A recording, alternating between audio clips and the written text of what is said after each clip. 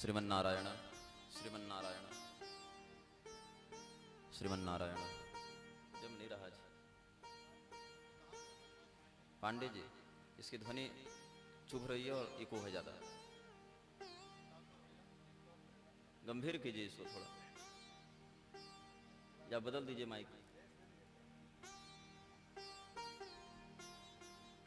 श्रीमन्नारायण। हाँ थोड़ा सा आपकी ध्वनि पे पकड़ ले रहा है।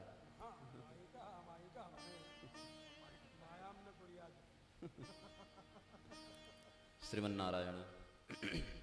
अच्छा ठीक है। ठीक है।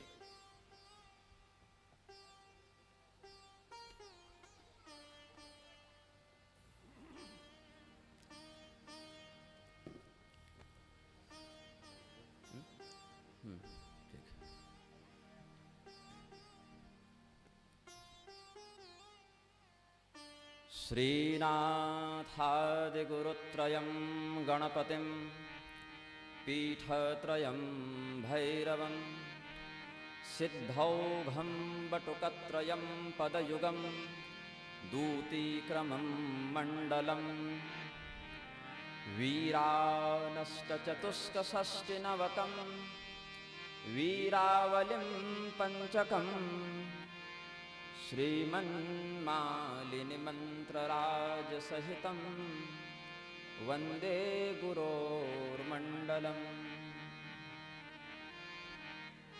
यं ब्रह्मा वरुणेन्द्ररुद्रमरुतस्तुनुवन्ति दिव्यैस्तवैर्वेदैः साङ्गपदक्रमोपनिषदैर्गायन्ति यं सामगाः। ध्यानावस्थिततद्गतेन मनसा पश्यन्ति यं योगिनो यस्यान्तं न विदुः सुरासुरगणा देवाय तस्मै नमः।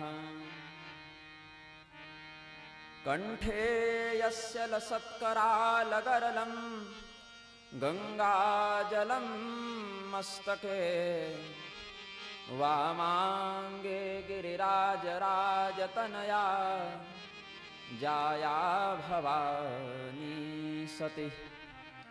नन्दिस्कन्दगणाधिराजसहितः श्रीविश्वनाथप्रभुः काशीवन्निरसंस्थितोऽखिलगुरुर्देयात् सदा मङ्गलम्। इन्द्वग्न्यर्कदृशां विघोर्णितशिरोमालां परां शोभितां चर्मार्णो भवपरशुकार्मुकगदा मुण्डासिशूलादिभिः वन्दे निग्रहकारिणीं विजयिनीं वैश्वानरक्रान्तिभामाम्नायद्भिरदान्तकस्थकरणामाखेटिकप्रेयसीम्। श्रीमित्रेश्वरपूजिताब्जचरणां श्रीसिद्धनाथार्चितां शाक्तान्तर्गतनिग्रहागमनुतां पाखण्डविध्वंसिनीं सप्तास्याङ्कितनिग्रहेश्वरहृदे प्राकाम्यसञ्चारिणीं सिद्धाज्ञाकुलबोधिनीं भगवतीं श्रीनिग्रहेशीं भजे। श्रीशङ्करं भवहरं कलिकल्मषारीं योगीन्द्रवर्यमपराजितमद्वितीयम् सर्वज्ञपीठगतमानुविधित्समार्यं नौमीड्य सर्वनिगमागमतत्त्वमूर्तिम्। यत्पङ्कजाङ्घ्रिविभवे नमहाष्टपाशा नाक्रोशयन्ति मनुजं जठराग्निचक्रे नैवं पुनः प्रविशति हवदान्यवर्यो रामानुजो विजयते यतिराजराजः। दिव्यार्कबोधकमलोदरगर्भसंस्थं विश्वात्मकं परमनिर्मलसिद्धनाथं येनावतारितमहार्णवमध्यचन्द्रद्वीपान्तरे परमचिञ्चिणचित्प्रकाशम् नारायणं नमस्कृत्य नरं चैव नरोत्तमं देवीं सरस्वतीं व्यासं ततो जयमुदीरये। कृष्णद्वैपायनं नौमि शुकदेवं महामुनिं परीक्षितं च श्रोतारं वच्मि भागवतीं कथाम्। ज्ञानस्यास्ति निधिर्यातां शङ्करं च द्विजोत्तमं शिवशक्तिसमायुक्तौ नमामि पितरौ निजौ। शान्त्यातीताद्भगायेन दीक्षिताः कुलशासने आद्यं तं विजयं नौमि भक्त्या श्रीनाथभास्करम्। श्रीनाथमचलं नित्यं सर्वज्ञत्वादिकामदं वन्दे मूलाधिकारस्थं बोधरूपं जगद्गुरुं। कुब्जाज्ञाधारकान् दिव्यान् पञ्चपीठव्यवस्थितान् सिद्धनाथान् वयान् वन्दे युगाधीशान् जगद्गुरून्। योगिनी गणसम्पूज्यान् चण्डपाखण्डखण्डकान् धर्मसिंहासनारूढान् नौमि निग्रहदेशिकान्।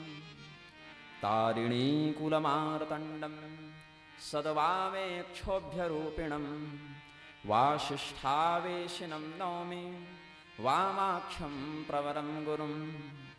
निर्विकल्पसमाधिस्थं चतुःप्रस्थानदिग्गजं वन्दे तं निगमानन्दनाथार्यं हंसरूपिणं।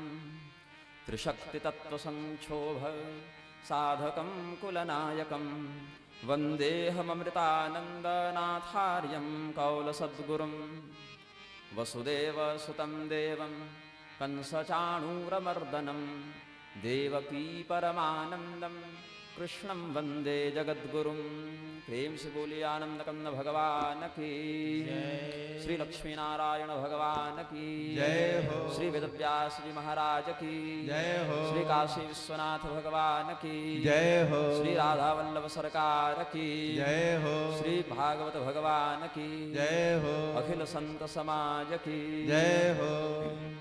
धर्मज्ञ श्री भागवत कथा रसिक सज्जनों, जैसा कि कल हमने आपको विगत सत्र में सूचित किया था कि श्री अयोध्या धाम कोसरेश सदन के पीठाधीश्वर श्रीमद् जगद्गुरु रामानुजाचार्य श्री वासुदेवाचार्य जी महाराज, जिनकी ख्याति स्वामी विद्याभास्कर इस महनीय उपाधि से इस संसार में व्याप्त है, आज हम सभी लोगों के समक्ष उपस्थित हैं। हम वैयक्तिक, सांप्रदायिक और सामाजिक स्तर पर स्वामी जी का स्वागत करते हैं और आप सबों को आज स्वामी जी के भी अनुग्रह भाषण का सौभाग्य प्राप्त होगा, किंतु उससे पूर्व कुछ श्रीमद् भागवतीय प्रसंगों पर हम चिंतन व्यक्त करेंगे। और जैसा कि आपको हमने प्रारंभ में ही, प्रथम दिवस में ही बता दिया था, भगवान की भक्ति और भगवत भक्तों की भक्ति दोनों ही होनी चाहिए श्रोता में। कृष्ण प्रिय और कृष्ण जनप्रिय दोनों ही श्रोता में हो तो वह उस रस का विशेष आनंद अनुभव कर सकता है जो शास्त्र का अभीष्ट है।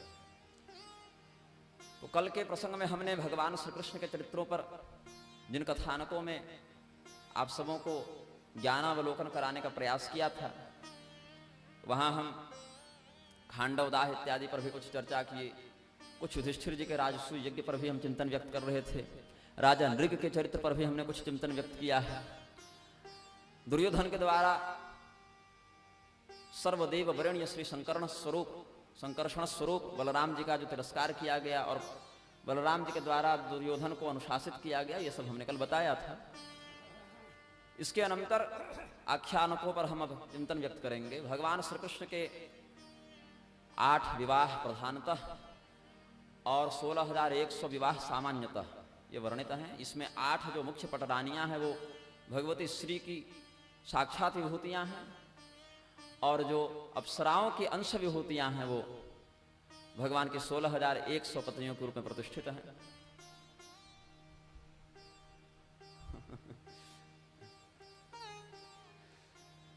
तो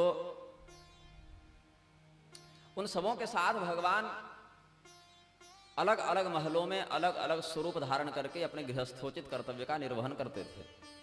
देवर्षि नारद के मन में एक सहज जिज्ञासा उत्पन्न हुई कि इतने विवाह करके भगवान का जीवन उलझ तो गया होगा, चिंतित होंगे या बड़े व्यस्त होंगे या किस प्रकार से अपने दैनिक कर्तव्यों का निर्वहन करते होंगे। ये जानने की इच्छा से देवर्षि नारद द्वारका पधारे। ऐसे पहले भी आते जाते रहते थे, लेकिन आज इसी बात का निरीक्षण करने के उद्देश्य से आए हैं। सांब के अपहृत होने का, अनिरुद्ध के अपहृत होने का, प्रद्युम्न जी के अपहृत होने का समाचार बताने तो आते ही रहते थे, किंतु आज इनके आगमन का विशेष उद्देश्य है कि हम भगवान की दिनचर्या देखें, गृहस्थ धर्म का अवलोकन करें कि इतने विवाह के बाद इनका संतुलन कैसे बनता है। तो भगवान के द्वारका नगरी में जहाँ उनका राजमहल था, जहाँ उनका मुख्य आलय है, वहीं पर सभी रानियों के लिए अलग व्यवस्था है, सबके स्वतंत्र महल हैं, और भगवान प्रत्येक महल में अपनी पत्नियों के साथ, पुत्रों के साथ स्वतंत्र भाव से निवास करते हैं। किंतु इसका बोध शेष को नहीं होता कि उतने उतने भगवान सभी पत्नियों को नहीं दिखते। जैसे हमारे शरीर में जो चेतन है वही आपके शरीर में है, तत्व दृष्टि से कोई भेद नहीं है आत्मा में, किंतु हमें अपने देह स्थित चेतन का अनुभव होता है और आपके अपने वाले का अनुभव होता है, उस भाव में अभिव्यक्त होता है वह। तो यहाँ पर भगवान के जीवन में भी ऐसा ही विलास, ऐश्वर्य, महदैश्वर्य नारद जी ने अनुभव किया कि किस प्रकार से अलग अलग महलों में कहीं भगवान शयन कर रहे हैं, कहीं भोजन कर रहे हैं, कहीं स्नान कर रहे हैं, कहीं मंत्रणा कर रहे हैं, कहीं पूजन कर रहे हैं, कहीं विनोद कर रहे हैं। जैसे एक गृहस्थ व्यक्ति राजधर्मानुसार व्यवहार करे, तो अलग अलग महलों में अलग अलग क्रिया को संपादित करते हुए उन्होंने भगवान का दर्शन किया, उनकी स्तुति की, और हर महल में भगवान उनका वैसा ही स्वागत करते जैसे अभूतपूर्व मिलन हुआ हो, इससे पहले विगत महल में न मिले हों। अरे महाराज कब पधारे, भले पधारे, आइए स्वागत है, जैसे पहली बार मिल रहे हों, ऐसा ही अभिवादन करते रहते थे। फिर कुछ सत्संग के बाद भगवान अपने राजमहल की ओर द्वारकाधीश के रूप में अपने राजोचित कर्तव्य का परिपालन करने के लिए पहुंचे हैं। वहां भी देवर्षि नारद शेष ऐश्वर्य का दर्शन करते हुए पधारे हैं। तो देवर्षि नारद को राजमहल में आता हुआ देखकर भगवान, राज दरबार में आता हुआ देखकर भगवान ने पुनः एक बार स्वागत किया। मतलब जितने महल में गए वहां तो किया, लेकिन अब राज दरबार में भी स्वागत करते हैं। स्वयं सिंहासन से उठकर अपने सभासदों के साथ देवर्षि नारद के चरणों में प्रणिपात होते हुए, जैसे एक राजा को ऋषियों के समक्ष प्रस्तुत होना चाहिए, उसी मर्यादा के अनुरूप भगवान भी देवर्षि नारद के पास प्रस्तुत हुए हैं। तम दृष्ट्वा भगवान कृष्ण सर्वलोकेश्वरेश्वरः बवंद उत्थितः शीर्षणा ससभ्य सानुगो मुदा। अकेले नहीं, सभासदों के साथ भगवान खड़े हुए। तो भगवान देवर्षि नारद के आने से पहले कुछ कार्य कर रहे थे। वह कार्य क्या है? दूत से संवाद कर रहे हैं। मगधराज जरासंध के द्वारा 20,800 राजाओं को दिग्विजय में पराजित करके बलपूर्वक बंदी बनाकर रखा गया था। क्यों रखा गया था?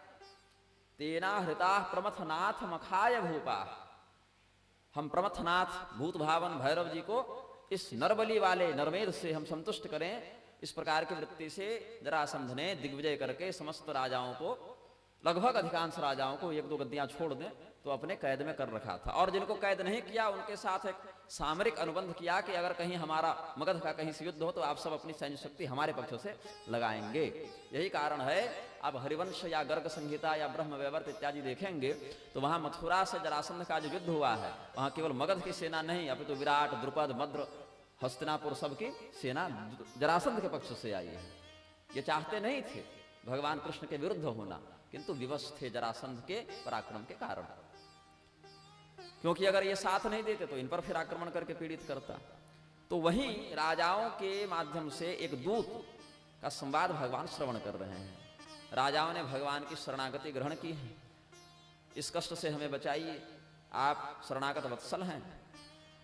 यो वै त्वयादिनव कृत्व उदात्त चक्र भग्नो मृधे खलु भवन्तमनन्त वीर्यं जित्वा नृलोक निरतं सकृदूढ दर्पो युष्मत् प्रजा रुजति नो जित तद्विधे।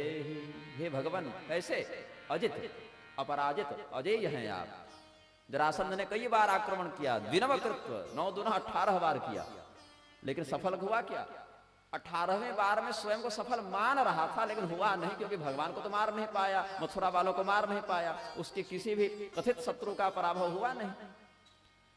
लेकिन अपने आप को आत्मसंतुष्ट करने के लिए उसने कह लिया कि हम जीत गए। हालांकि फिर रुक्मिणी जी के विवाह में फिर मार खाया। तो 17 बार तो प्रत्यक्ष और 18वीं बार अप्रत्यक्ष किंतु पराजित हुआ है जरासंध। आप अजित हैं तब भी और आज भी, आगे भी रहेंगे, और हम जरासंध से लड़ नहीं सकते। आपकी शरण में आए हैं, आप हमारे प्राणों की रक्षा करें। ये सब संवाद निर्गत कर रहा था दूत भगवान के प्रति। उसी समय देवर्षि नारद अन्य महलों से घूमते हुए फिर भगवान के दरबार में पधारे हैं, जहां उनका स्वागत हुआ। और देवर्षि नारद ने भी एक संदेश सुनाया। यह है पांडव श्रेष्ठ महाराज युधिष्ठिर का संदेश, जहां वो भगवान के समक्ष यह भाव व्यक्त करते हैं कि प्रभु यक्षते त्वाम मखेन्द्रेण राजसूयेन पांडव पारमिष्ठ कामो नृपतिस् तद भवान अनुमोदताम। इनके अभिभावक जरा इनको बैठा लें, नहीं तो ये तो नक्षत्र मंडल के समान विचरण करते ही दिखेंगे। ऐसे नक्षत्र विचरण करते दिखते नहीं, ग्रह ही दिखते हैं। देवर्षि नारद और देवर्षि पर्वत, ये दोनों भ्रमणशील महात्मा टिकते नहीं एक जगह, घूमते रहते हैं। हाँ, मामा भाजा लगते हैं। तो भगवान नारायण के समक्ष, कृष्ण भगवान के समक्ष देवर्षि नारद ने युधिष्ठिर जी का संदेश सुनाया कि प्रभु यहाँ आगमन का एक और कारण है कि महाराज युधिष्ठिर राजस्व यज्ञ करना चाहते हैं, और उसमें आपका मार्गदर्शन, आपका संरक्षण, आपकी कृपा उनको चाहिए। वो आपकी कृपा के आकांक्षी हैं। तो आप हमारे निमंत्रण को स्वीकार करके इंद्रप्रस्थ पधारें और युधिष्ठिर जी के इस महान संकल्प को पूर्ण करें। कर्ता कारयिता चैव त्रिलोकस्य जनार्दन, काम करने वाले और करवाने वाले तीनों लोकों में भगवान ही हैं। तो यहां पर भगवान एक लौकिक नीति का प्रदर्शन करते हैं जो राजा के लिए उचित है, कि दोनों ही कार्य महत्वपूर्ण हैं और दोनों ही कार्य अपरिहार्य हैं। तो हम पहले किसको करें? तो राजा यदि स्वयं भी निर्णय लेने में समर्थ हो तो भी मंत्रियों से परामर्श कर लेना चाहिए। हो सकता है उस निर्णय में कोई त्रुटि दिख जावे या उस निर्णय को और अच्छा बनाया जा सके। तो स्वयं बहुत परम विवेकी भी राजा हो, बहुत पराक्रमी भी राजा हो, तो भी अंतिम निर्णय से पहले एक बार विद्वानों से, पुरोहित से, मंत्रिमंडल से, प्रकृति वर्ग से परामर्श कर लेना चाहिए। यहाँ तक राम जी भी, वो तो परमात्मा है, अंतर्यामी है, उनका निर्णय गलत हो नहीं सकता। फिर भी वो बिना मंत्रियों के, या मंत्री अगर उपलब्ध न हो तो कम से कम सीता जी के या लक्ष्मण जी के या हनुमान जी के जो उपलब्ध हो उनसे ही परामर्श कर लेते थे एक बार। आवश्यकता नहीं है, ये मर्यादा है। लोगों को आवश्यकता है, भगवान को नहीं, लेकिन ये मर्यादा है। तो भगवान ने प्रश्न किया उद्धव जी से कि उद्धव जी, देवर्षि नारद युधिष्ठिर जी का संदेश लेकर आए हैं, और ये जो दूत आया मगध देश से वह कैदी राजाओं का संदेश लेकर आया है, और दोनों ही कार्य आवश्यक हैं। तो इन दोनों में से हमें कौन सा कार्य किस प्रकार से, किस क्रम से करना चाहिए, आप इसका परामर्श दें। तो उद्धव जी कहते हैं यदुक्तम वृषणादेव साचिव्यम जक्षतस्त्वया, आपके कहने पर हम इस मंत्री पद का कार्य कर रहे हैं, यद्यपि आपको इस परामर्श की आवश्यकता नहीं। कार्यम पैतृस्वसे यस्य रक्षा च शरणैषिणाम, अपने बुआ के लड़के युधिष्ठिर जी का यज्ञ भी महत्वपूर्ण है, वो भी करना है, और शरणागतों की रक्षा भी हमारा प्रधान कार्य है, उसको पीछे नहीं रख सकते, वो भी मुख्य कार्य है। तो ये हम जो देख रहे हैं कि दो अलग अलग कार्य हैं, ये दो नहीं, एक ही अभियान के दो चरण हैं। काम दो अलग नहीं है, काम एक ही है, लेकिन ये दो चरणों में यह कार्य होगा। जैसे चुनाव अलग अलग चरणों में हो रहे हैं, तो ये दो अलग अलग चरणों में होने वाला एक ही कार्य है, एक ही अभियान है। क्यों? अगर हम युधिष्ठिर जी का राजसूय यज्ञ करवाना चाहते हैं तो उसके लिए आवश्यक है कि पृथ्वी में कोई भी ऐसा राजा न हो जो युधिष्ठिर जी के शासन का अतिक्रमण करे। कुछ लोग तो मित्रता के कारण, जैसे द्वारका वाले, या रिश्तेदारी के कारण पांचाल देश वाले द्रुपद जी, ये सब तो बिना युद्ध के ही युधिष्ठिर जी के अनुकूल हैं, और जो अनुकूल नहीं है उनको चारों भाई युधिष्ठिर जी के अतिरिक्त चारों पांडवों ने दिग्विजय करके अनुकूल बना लिया है। तो कुछ मित्र भाव से और कुछ पराजित भाव से, लेकिन अब आपके अनुकूल सभी हैं केवल जरासंध को छोड़कर। तो अगर युधिष्ठिर जी को राजा बनना है, सम्राट पद पर बैठना है, चक्रवर्ती के रूप में राजसूय करना है, तो जरासंध का पराजित या मृत होना आवश्यक है। पराजित तो होगा नहीं, बड़ा स्वाभिमानी है, शरण में आएगा नहीं, तो मारना ही पड़ेगा। और इन राजाओं को मुक्त कराने के लिए भी जरासंध का मरना ही पड़ेगा। तो कुल मिला के आप कोई भी काम करना चाहें उसके लिए अनिवार्य पक्ष है जरासंध की मृत्यु, और बचने वाला वो है नहीं, चाहे जिधर भी आप बढ़े। तो भगवान है अभी कहाँ? द्वारका में। वहां से मगध दूर पड़ेगा, इंद्रप्रस्थ थोड़ा निकट पड़ेगा तुलना में। तो बोले पहले इंद्रप्रस्थ चलते हैं और वहां से फिर हम लोग चलेंगे जरासंध के यहाँ। लेकिन सेना का प्रयोग करके अगर हम चलें तो सैन्य शक्ति से जरासंध को यहाँ पराजित करना बड़ा कठिन है। अगर संभव होता तो ये चारों पांडव पहले ही जाकर कुछ प्रयास कर चुके होते। यहाँ हमको द्वंद्व युद्ध करना पड़ेगा, कोई मल्ल युद्ध, गदा युद्ध, इस प्रकार के मार्ग का आश्रय लेना पड़ेगा। तो उद्धव जी के इस परामर्श को भगवान ने सराहा, सबने सर्वसम्मति से इस कथन का समादर किया और भगवान इंद्रप्रस्थ की ओर पहले प्रस्थान। दूत को कहा कि ठीक है तुम जाओ, हम तुम्हारे कष्ट से अवगत हैं, तुम्हारा कष्ट अब ज्यादा दिन रहेगा नहीं, राजाओं को कहो निश्चिंत रहें, हमारा भजन करें, अतिशीघ्र हम उनको मुक्त कराएंगे। और इधर भगवान स्वयं पहुंचे इंद्रप्रस्थ, जहां उनका विशेष स्वागत हुआ। दूरभ्याम परिस्वज्जरमामलालयम् मुकुंद गात्रम नृपतिर्हताशुभः लेभे पराम निर्वृतिमश्रुलोचनो हृष्यतनुर्विस्मृतलोक विभ्रमः। युधिष्ठिर जी ने भगवान का अभिवादन करते करते जब उनको प्रेम से गले लगाया है तो युधिष्ठिर जी को इस शरीर की, इस संसार की, इस घटना की कोई सुध न रही, बस आंखों में जल भर आया, शरीर में रोमांच हो आया और उनको लगा राजसूय की कोई आवश्यकता ही नहीं, मतलब मेरा सर्वविध कल्याण यही हो गया। अपने आप को पूर्ण काम, आप तो काम वह अनुभूत करने लगे।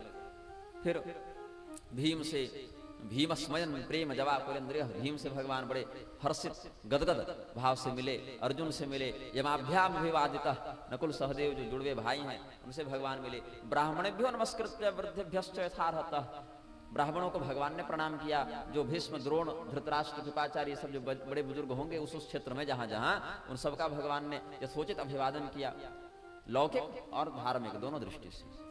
फिर कुछ विश्राम करके योजना बनाते हैं कि अब सभा मध्य में निर्णय लिया गया कि जरासंध को पराजित कैसे किया जाए।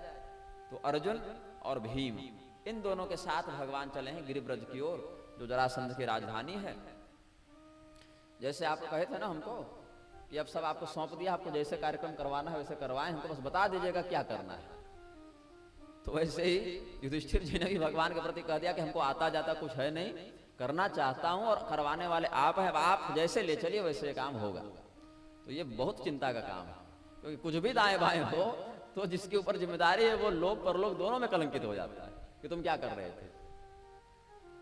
तो इसीलिए कर्ता कार्यता दोनों के मध्य ऐसा समर्पण का और मार्गदर्शन का, हित का भाव हो कि जो कहा जाए वो भी हित के दृष्टिकोण से, और जो कहा जाए फिर उसको किया जाए। ये सब तो भगवान अर्जुन और भीम से युक्त होकर गए हैं, लेकिन राजसी वेश में नहीं गए, विप्र का वेश बनाया, ब्राह्मण का वेश बनाया। अब ब्राह्मण में भी एकदम दीनहीन नहीं हो गए, तो ठीक है, अपना एक व्यक्तित्व है, अपनी प्रतिभा है, अपना एक सम्मान है, गौरव है, अच्छे बने ठने गए, तेजस्वी रूप में गए, लेकिन विप्र बनकर गए। और जरासंध चाहे कितना भी पापी हो, अधर्मी हो, लेकिन एक गुण उसमें यह था कि दानी था। सुबह सुबह अपना नित्य कृत्य करके आहनिक से निवृत्त होकर फिर दान करता था। ये देखिए, मैं इसीलिए कहता हूं, जैसे पीछे धर्मचक्र प्रवर्तन आया और यतो धर्म सतोजय लिखकर न्यायपालिका और संसद ये सब अधर्म को प्रोत्साहित करते रहते हैं, वैसे ये क्या करता था, धर्म की आड़ में अधर्म को प्रोत्साहित करता रहता था। अब जिसका सगा दामाद जीवन भर यज्ञ की हिंसा किया, वर्णाश्रम का विरोध किया, यत्र यत्र द्विजा गाओ, जहां यज्ञ देखो, गाय देखो, ब्राह्मण देखो, सबको मार दो, मूलम ही विष्णु देवानाम यत्र धर्म सनातन के अभियान में उसने क्या लिखा था अपने आदेश में कि हे राक्षसों, विष्णु देवताओं को कमजोर करना है तो विष्णु को कमजोर करो, वहां कमजोर करना है तो धर्म को कमजोर करो। ये पूरा रिसर्च करके बैठा था, शोध करके बैठा था। हाँ, ये सब भगवान के चलते फिरते शरीर हैं, विग्रह हैं, इसलिए यहां पर चोट करो, वर्णाश्रम को समाप्त करो, गायों को समाप्त करो, मठ मंदिर देवालय की व्यवस्था को नष्ट करो। और ये कर रहा है, ब्राह्मणों का सम्मान, दान दे रहा है, तो ब्राह्मण रहे तब तो दान दे। तो ये कितना बड़ा विरोधाभास है। असुरों के जीवन में यही होता है, प्रवृत्तिम च निवृत्तिम च जनान विदुरासुरा। असुर प्रवृत्ति निवृत्ति का विवेक नहीं रखते, आवेश में आकर वो काम कर बैठते हैं, हाँ ये कर दो बढ़िया है। तो असुरों का निर्णय जो है आवेश में, क्रोध में, उद्वेग में लिया जाता है, और देवताओं का या सत्पुरुषों का निर्णय चिंतन से, विवेक से, धैर्य से लिया जाता है। न निश्चितार्थात् विरमन्ति धीरा। और असुरों के लिए प्रवृत्तिम च निवृत्तिम च जना न विदुरासुरा। न पवित्रता, न सदाचार, न सत्य, न शौचम, नापि चाचारो, न सत्यम तेषु विद्यते। और फिर क्या कहते हैं ऐसे लोग? जगदाहु रनीश्वरम, प्रतिज्ञा करते हैं 22 ये हम ईश्वर को नहीं मानेंगे, इनको त्रिदेवों को नहीं पूजेंगे। और फिर जो स्वयं मूर्ति पूजा या इस प्रकार के अवतारवाद या आराधना का खंडन करें, उसकी मूर्ति बना बना कर दूध दही पंचामृत से लोग नहा दे रहे हैं उसी को। तो वास्तव में अपमान किसने किया? जिसने उसके सिद्धांत की दुर्गति करते उसी की पूजा कर डाले। वास्तविक अपमान तो कर दिया लोगों ने। तो यहाँ पर भगवान गए हैं विप्र बनकर, कहा कि अगर जरासंध से जब वो दान देता है उस समय मांग लिया जाए तो कुछ भी मांगा जाए तो वो दे देगा, ये उसका नियम है। इस नियम का लाभ लेना चाहिए। देखिए, शत्रु में भी कोई गुण हो उसका लाभ ले लेना चाहिए अपने धर्म सम्मत कार्य के लिए, धर्म है।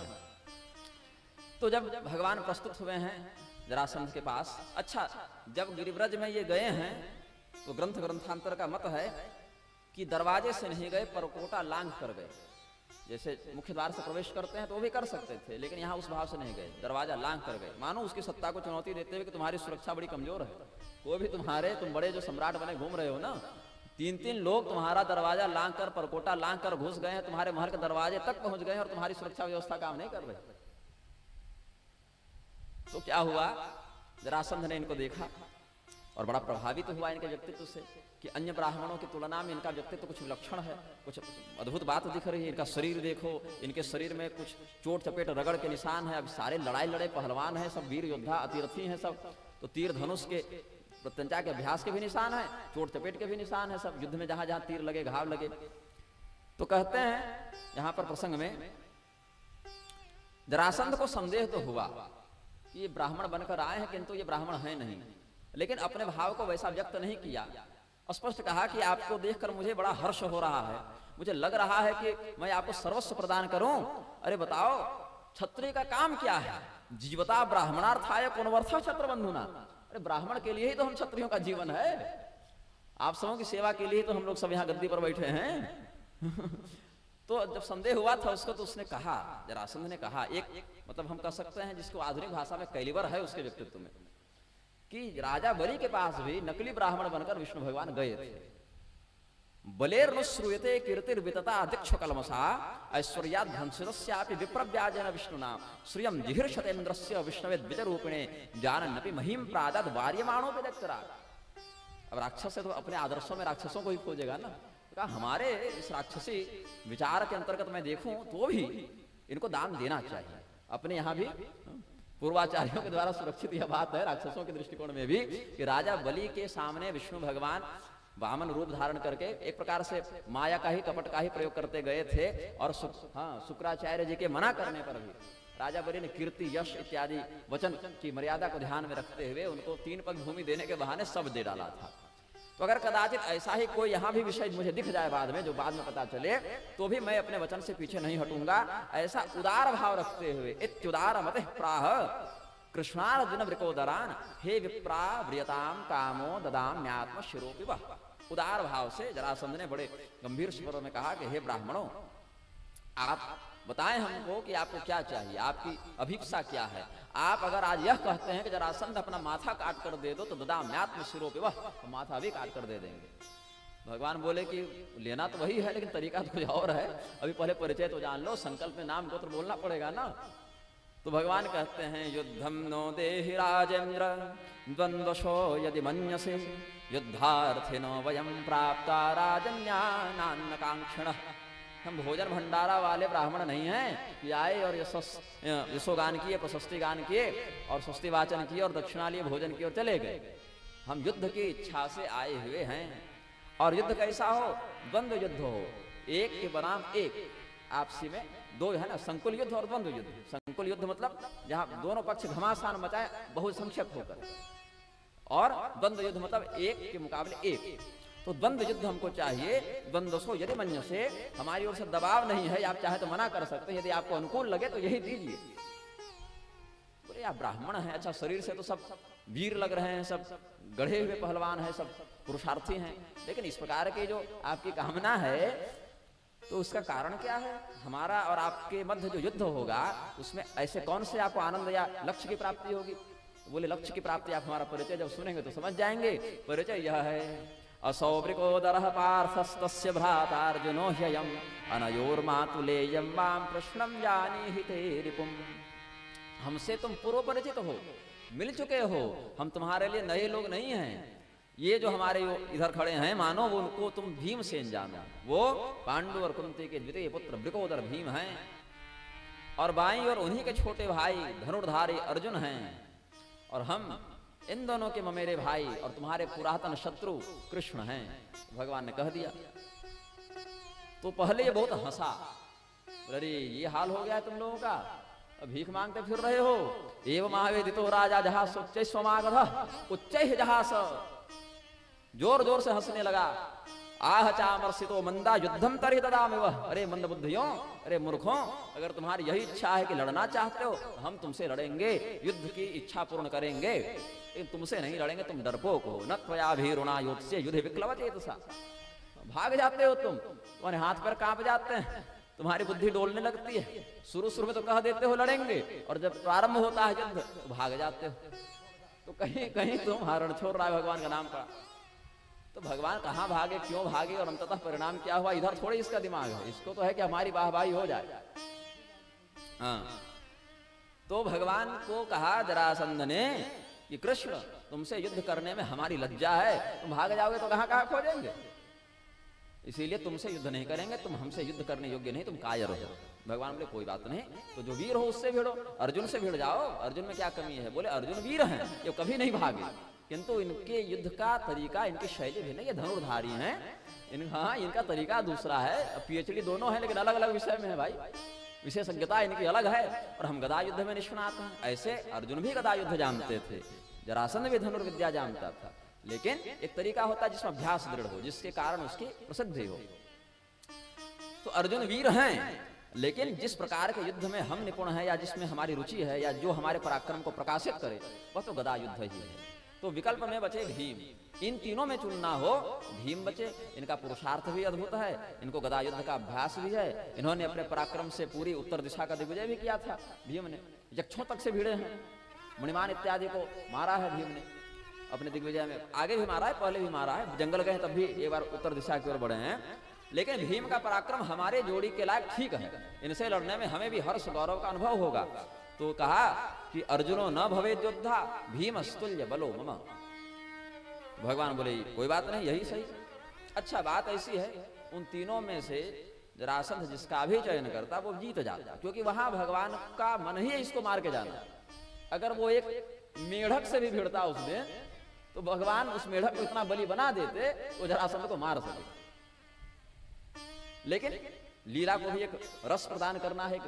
उस देखिए चरित्र जो है, हमने साम्राज दीक्षित जी का वचन और ये सब ज्योतिरीश्वराचार्य जी का वचन आपको कल बताया था कि जिस व्यक्ति का मन परिस्त्री की ओर भटके उसको रावण का चरित्र सुनना चाहिए, कीचक का सुनना चाहिए, बाली का सुनना चाहिए कि उनका क्या परिणाम हुआ।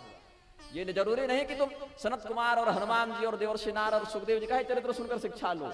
पापी हो, पापियों के ही चरित्र को सुनकर भी शिक्षा ले सकते हो, लेकिन सतर्क हो जाओ। तो इसीलिए जो हमारे यहाँ खलनायक भी हैं, उनके चरित्र में भी ऋषियों ने इस प्रकार से लिखा है कि नीति को या धर्म को वहां से भी हम विधि ग्राह्य या निषेध बाह्य दोनों विधान से ग्रहण कर सकते, क्या करना है क्या नहीं करना है। तो युद्ध प्रारंभ हुआ, और युद्ध में कोई कपट नहीं, कोई छल नहीं कि अपने मजबूत गदा ले लिए और सामने वाले को कमजोर दे दिए। जैसा युद्ध होना चाहिए, मल्ल युद्ध की जो विद्या है, जिस पर मल्ल पुराण भगवान कृष्ण ने बताया है। मल्ल पुराण जो हम कई बार कहते हैं कि विश्वनाथ जी के लाइब्रेरी में था, यहाँ पर हम पढ़े थे, बाद में चौखंबा ने छापा, हमको कुछ दिन पहले पता चला, लेकिन वो भी आउट ऑफ प्रिंट चल रहा है। लेकिन सौभाग्य से मेरे पास है, वहाँ स्वामी जी भगवती निम्बजा का महत्व है, जो पहलवानों की देवी है, दुर्गा जी ही हैं, निम्बजा भगवती, उनकी आराधना मल्ल करते हैं। तो मल्लों को कैसा होना चाहिए पहलवानों को, ये भगवान कृष्ण ने उपदेश दिया है। जब पूछा गया उनसे कि आप चाणूर मुष्टि को कैसे मारे, कैसे दांव पेच लगा, ये सब पहलवानी की विद्याएं भगवान जानते थे, भीम भी निपुण है। तो जो व्यक्ति विद्या निष्णात होगा वो अपने सामने अधर्म होने देगा नहीं। भगवान भी रेफरी बने हुए हैं कि देखो यहाँ पर तुम किसी प्रकार से अधर्म नहीं कर सकते हो। दोनों पहलवान भी मतलब युद्ध विद्या विशारद, और ये भी है। तो भगवान के ही सामने रंगमंच पर जो अखाड़ा था वहां पर सारे प्रजा जहां स्टेडियम में सब आ गए थे, प्रजाजन के समक्ष भयंकर युद्ध हुआ। जब दोनों की गदा आपस में टकराती तो चिंगारी निकल पड़ती, वज्रपात के समान नाद होता, लेकिन कोई हारता नहीं, कोई जीतता नहीं। ऐसा लगता जैसे गदयो क्षिप्तयो राजम दंतयो रिवदंतिनो, जैसे हाथी आपस में दांत टकरा कर लड़े और कोई किसी को पीछे करे, कोई दूसरे को पीछे करे, ऐसे ही दोनों वीर युद्ध कर रहे थे। अब इस प्रकार से युद्ध करते करते 27 दिन बीत गए। एवं तयोर महाराज युद्ध तो सप्तविंशते दिनानि निर्गंस तत्र सुहृद वन्निशे तिष्ठतो। रात में ये सब सुहृद बन जाते थे, मित्र बन जाते थे। अच्छा, उसमें भी कोई कपट नहीं कि भीम को पेट खराब वाली दवा मिलाकर खिला दे तो कल कमजोर पड़ जाए, तेजोहीन हो जाए। युद्ध होगा तो युद्ध के समान, और रात को एक ही साथ सब रहेंगे, फिर साथ में सब भोजन करेंगे, शयन करेंगे, सब मित्र के समान रहेंगे, कोई कपट नहीं, कोई शत्रुता नहीं। इतना नियम जरासंध भी मानता था। हम तो कहते हैं राक्षसों में जितना औदार्य या जितना नियम था आज के कथित आस्तिकों में, आचार्यों में भी प्राप्त नहीं हो रहा है। हाँ, नहीं है। मतलब शुंभ निशुंभ ने जब देखा कि हमारी सेना का संहार हो रहा, उसने कहा कि युद्ध से पलायन करना धर्म नहीं है, हम धर्म के अनुसार युद्ध करते मर जाएं। हाँ, ये हमारा कर्तव्य है, हम उस पर निष्ठा रखेंगे। धार्मिक राक्षस थे तो हमारे सनातन धर्म के ग्रंथों में जो सबसे घृणित से घृणित खलनायक भी होगा, उसके चरित्र को भी आप अनुसंधान की वृत्ति से देखेंगे तो अपने चरित्र से ऊंचा ही पाएंगे उसको। तभी ग्रंथ में उसको वर्णन का स्थान मिला। हमारा नाम क्यों नहीं है और उसका क्यों है? भगवान के साथ उसको सापेक्षता से वर्णित किया है आचार्यों ने। तो यहाँ पर 27 दिन तक ये चला है युद्ध, लेकिन परिणाम हुआ नहीं। और भीम बेचारे, उनका मनोबल टूटता जा रहा है कि इतना समय कैसे लग रहा है भाई, हम तो सोचे पहली मुठभेड़ में इसको खत्म करेंगे मामला, उधर जाकर काम बढ़ाएंगे। और भीम, अच्छा, मनोबल इसीलिए तोड़ रहे हैं भगवान ताकि भीम को अहंकार न हो जाए कि हम ही सब कर रहे हैं। भक्त हैं भीम के, पापम प्रणश्यति वृकोदर कीर्तनेन, सुबह से उठकर जय भीम करने से, शास्त्र की विधि से पाप का नाश होता है। तो जय भीम मतलब भीमसेन की जय हो, ये धर्म के अनुसार करना है, अविधि पूर्वक नहीं। अविधि पूर्वक का तो दोष लगता है ना। तो भगवान की शरण में गए भीम। इस प्रसंग में मुझे एक श्लोक स्मरण आता है, भगवान यामुनाचार्य जी का आलवंदार में कहते हैं, अभूतपूर्वं मम भावि किं वा सर्वं सहे मे सहजं हि दुःखं किन्तु त्वदग्रे शरणागतानां पराभवो नाथ न तेनुरूपः। भगवान, हम आपके सामने हार जावे तो उसमें मेरी बदनामी है कि आपकी बदनामी है? कंपनी का नाम खराब हो रहा है आपका। जैसे ब्रह्मा जी ने कहा ना राजा बलि के प्रकरण में वामन भगवान को कि प्रभु, जो प्रेम से आपको पत्रम पुष्पम फलम तोयम निवेदित कर दे उसका मुक्त कर देते हैं, और जो त्रिलोकी दे बैठा है उसका बांध के रखें, आपका नाम खराब हो रहा है समाज में। लोग कह रहे हैं कैसे भगवान है, जल पत्र पुष्प से अर्चन करो तो मुक्त कर देते हैं और राजा बलि को बांधे, छोड़ दीजिए इसको, बाहर अच्छा संदेश नहीं जा रहा आपके बारे में। ये सब भक्तों के भाव है। तो ऐसे ही आचार्यों ने कहा कि प्रभु, हम मानते हैं कि हम नालायक हैं या अज्ञानी हैं या पतित हैं, और दुख बाद में आया ऐसी बात नहीं। सहजम है दुखम, दुख के साथ है जन्मे, गर्भ से लेकर चिरंतन काल पर्यंत हम दुखी ही रहेंगे। या हो सकता है ऐसा भी कोई दुख मिले जो कभी किसी को न मिला, वो भी हम भोग लें, लेकिन हैं तो आपके दरवाजे पर पड़े हुए। और आपके सामने अगर हम हार जाएं, हमारी पराजय हो जाए, इसमें हमारी कोई बदनामी नहीं। बदनामी आपकी, आपके दरवाजे पर हारा, आपके अनुरूप नहीं है। तो इसलिए दयनीय स्तवनाथ दुर्लभ, अवसर का लाभ लीजिए। दयनीय मिल गया है, बस कृपा कर दीजिए, अवसर चूक जाइएगा तो आपका नाम बिगड़ जाएगा। भगवान की शरण में गए भीमसेन के, प्रभु हमारे बस का ये विषय नहीं है। न शक्तो हम जरासंधम निर्जेतुम युधि माधव, हम इस जरासंध को युद्ध में विजय इस पर प्राप्त नहीं कर सकते। अब बताइए कैसे इस पर हम विजय प्राप्त करें? आप जो कहेंगे सो हम करेंगे। भगवान उसके जन्म का वृत्तांत बताते हैं। भगवान पहले दिन ही बता सकते थे कि देखो भीम, जिससे तुम लड़ने जा रहे हो उसकी मृत्यु ऐसे होगी, लेकिन नहीं बताए। ना पृष्ठम को सजिद्रु याद, कोई ना पूछे तो नहीं बताना चाहिए। और मैं अपने जीवन में यही कर नहीं पाता हूँ, बोल देता हूँ बिना पूछे भी बता देता हूँ कई बार। हालांकि यह है कि पुत्र से, शिष्य से, शरणागत से बिना पूछे भी बता देना चाहिए, लेकिन कई बार जो अयोग्य हो उसको भी करुणावश बता देता हूँ, जिसका दुष्परिणाम बाद में होने लगता है। वो पढ़ाने पर पड़ जाता है फिर। हाँ, धर्म युद्ध इत्यादि की स्थिति में कि भैया कम से कम बलिष्ठ रहोगे, धर्मानुकूल रहोगे तो अपना ही पक्ष बढ़ाओगे, लेकिन वो भी दुर्भाग्य से नहीं कर पाते वो लोग। तो यहाँ पर जरासंध के जन्म का वृत्तांत भगवान बताते हैं। यहाँ तो बड़ा संक्षेप में बताया, बस संकेत कर दिया कि जीवितम च जराकृतम ऐसे कह दिया, लेकिन हम आपको थोड़ा अच्छे से बता देते हैं ताकि विषय आपको ज्ञात हो जाए। मगधराज बृहद्रथ के यहाँ एक बार एक बड़े महापुरुष पधारे जिनका नाम था चंड कौशिक। तो चंड कौशिक महर्षि को राजा बृहद्रथ ने कहा कि प्रभु हमारी संतान नहीं है, आप कुछ उपाय बताएं, कुछ कृपा करें तो हम पुत्रवान हो जाएं। तो महर्षि चंड कौशिक ने एक दिव्य फल राजा को प्रदान किया, कहा कि महाराज ऐसा करें, इसको अपनी धर्मपत्नी को आप खिला दें तो उनमें गर्भधारण की क्षमता आ जाएगी, आपका जो संतान बाधक योग होगा वो दूर हो जाएगा। राजा ने ऐसा ही किया, लेकिन विधि में क्या उसने कर दिया, दोनों रानियों को, 2 रानियां थी, फल एक था, दोनों रानियों को फल खिला दिया आधा आधा, रानियों ने ऐसे ही खा ली। अब गर्भ जो ठहरा सो आधा आधा, एक रानी से दक्षिण भाग, एक से वाम भाग, इंस्टॉलमेंट में जन्म ले लिया ये, अब मृत हो गया दक्षिण पंथी वाम पंथी तो अब ये बच्चा जीवित था नहीं, मर गया बच्चा। पोषित तो हुआ, शरीर तो जितना बनना था गर्भ में बन गया, लेकिन चेतना शून्य था। अब इसके प्रसव के बाद, अभी तो राजा को पता नहीं है क्या हुआ है, वो तो प्रसूति गृह की बात है, वहां तो अपनी सेविकाएं हैं, सब चिकित्सिकाएं हैं। तो जब रानियों ने देखा कि ये बालक हो तो गया, लेकिन ऐसे अपशगुन के समान, एक दुर्भाग्य के समान हो गया, अब क्या करें। अच्छा, उन्होंने भी बच्चे को बाहर सड़क पर फेंक दिया, जबकि राजवंशी था वह। ये भी नहीं कि चलो बच्चा मृत हो गया तो कोई अशुभ होगा, लेकिन एक सम्मानित संस्कार का तो अधिकार सबको है ना। तो इसीलिए क्या किया, भगवान को उसको लगाना था कहीं बाहर, उसको मरने तो देना था नहीं, आगे उसका काम लेना था भगवान को अपनी लीला में। तो उसको भगवान ने पुनर्जीवित करने का विचार किया कि इस बच्चे को जीवित कर दिया जाए। तो क्या करते हैं, ईश्वरीय प्रेरणा से उसी राजमहल के रास्ते से एक राक्षसी जा रही थी जिसका नाम था जरा। ये जरा दूसरी है, ये पुरंजन वाली काल कन्या जरा नहीं है, ये ब्रह्मा जी की बेटी जरा है, ये बुढ़ापा वाली देवी नहीं है, ये मातृका ग्रह में, ये जरा, पूतना, कोटरा, ये सब रेवती, ये सब मातृका ग्रह में परिगणित होते हैं। तो ये जो जरा नाम की राक्षसी है, इसको बच्चे की गंध लगी, नया बच्चा, उसके शरीर में गर्भ की गंध होती है, और ये गंध उसको आकर्षित कर रही थी, क्योंकि उसका आहार था वह। जैसे कोई बढ़िया भोजन बने तो उसकी गंध हमको आकर्षित करे, पायस की गंध, भविष्य की गंध देवताओं को आकर्षित करे, विष्ठा की गंध स्वान को आकर्षित करे। तो जिसका जो आहार है उसकी गंध आकर्षित करती है।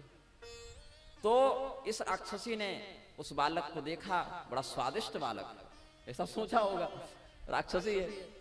तो क्या किया, उसको गोद में उठाया खाने के लिए। तो स्पर्श जब किया तो उसको अनुभव हुआ कि ये सामान्य नहीं, ये राजवंशी बालक है, इसमें राजा का खून है, और ये हमारा पुत्रवत है। क्यों? क्योंकि वो राजा बृहद्रथ जो थे, वो जरा राक्षसी की पूजा करते थे अपने चौखट पर, अपने दरवाजे के पास, उसकी आराधना करते थे। एक प्रकार से कुल मातृका के रूप में उसको पूजित करते थे। तो बोले ये तो हमारे साधक का बच्चा है, तो हमारे द्वारा इसकी रक्षा की जानी चाहिए। तो समझितो भव, ऐसा कुछ भाव अपना व्यक्त किया कि जुड़ जा, स्वस्थ हो जा, जीवित हो जा, संजीवितो भव। वो बच्चा जुड़ भी गया, दोनों भागों को साथ में रख कर एक साथ संयुक्त करके बोल दिया। और ये ब्रह्मा जी की बेटी हैं, इनके पास ऐसा सामर्थ्य है, तो इनकी कृपा से यह जीवित हो गया। किंतु मनुष्य शरीर में होने के बाद भी चूंकि राक्षसी के माध्यम से इसमें प्राण का संचार हुआ, तो इसकी वृत्ति राक्षसी हो गई। फिर उसको ले जाकर जरा राक्षसी ने राजा के पास दे दिया, कहा कि देखो तुम्हारा पुत्र हमें इस अवस्था में प्राप्त हुआ था, किंतु अब हमने इसमें चेतना का संचार कर दिया है और इसको आशीर्वाद दिया है कि यह दिग्विजयी होगा, श्रेष्ठ पराक्रमी होगा, यह शत्रुओं का शत्रुंजय होगा, परम तप होगा, चक्रवर्ती के समान इसका वैभव होगा, और 10,000 हाथियों का बल भी इसमें शारीरिक रूप से भी होगा। तो वही ये जरासंध है। ये मरेगा कैसे? जैसे जन्मा था, जैसे 2 भागों में विभक्त होकर इसने जन्म लिया। हे पार्थ, हे भीम, भीम भी पार्थ हैं, कुंती के ही पुत्र हैं ना, तो पृथा के पुत्र तीनों पार्थ ही हैं। यह जरासंध उसी विधि से मरेगा जैसे जन्म लिया था। इसको बीच से चीरोगे तो ये मरेगा। तो ये रहस्य भगवान ने बता भी दिया, और मल्ल युद्ध के बीच में एक घास को चीर कर, या कहीं पत्ते को कहते हैं, चीर कर दिखा भी दिया कि इसी तरीके से इसको 1/2 कर देना है। हाँ, तो कई बार कहते हैं ऐसा, हालांकि भागवत में प्रसंग नहीं है, लेकिन परंपरांतर से कहते हैं, जैसा कि मेरी माता जी या नानी जी ये सब बताते थे कि भगवान के आदेश पर जब एक बार चीरा है, भाई जब बता दिया तो प्रैक्टिकल क्यों दिखाना पड़ा, थ्योरी बता दिया कि इसको 2 भागों में विभक्त कर दो। तो हालांकि ये कथा यहाँ नहीं है भागवत में, लेकिन प्रकारांतर से, परंपरांतर से कहते हैं कि जब जरासंध को दो भागों में विभक्त किया भीम ने और फेंक दिया तो दोनों टुकड़े अट्टहास पूर्वक जुड़ गए राक्षसी शक्ति से। तो फिर वो युद्ध हुआ, फिर उनको चीरना पड़ा, फिर जुड़ जावे। बेचारा फिर परेशान कर रहा है भीम को, और लड़ा, क्रोधित भी हो गया और सतर्क भी हो गया। इसको रहस्य पता चल गया है, लगभग आधा तो पहुंच गया है ये रहस्य तक। तो फिर भगवान ने बता रहे ऐसे नहीं चीरना है, इसको चीरो लेकिन दाया बाया ना फेंक कर उल्टा फेंको, तो पीठ के सही से थोड़ी जुटेगा। इस प्रकार से भी एक कथानक प्राप्त होता है शिष्ट परंपरा में।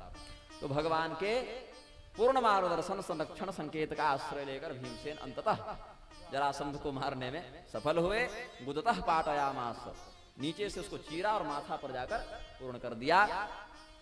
इसके शरीर के दो हिस्से जैसे जन्म के समय थे वैसे मृत्यु के समय भी हो गए। गुदतः पाटयामास शाखामियो महागज, और पहले हाहाकार और फिर जय जयकार। जरासंध के मरने पर हाहाकार और फिर भीमसेन के लिए जय जयकार नाद हुआ।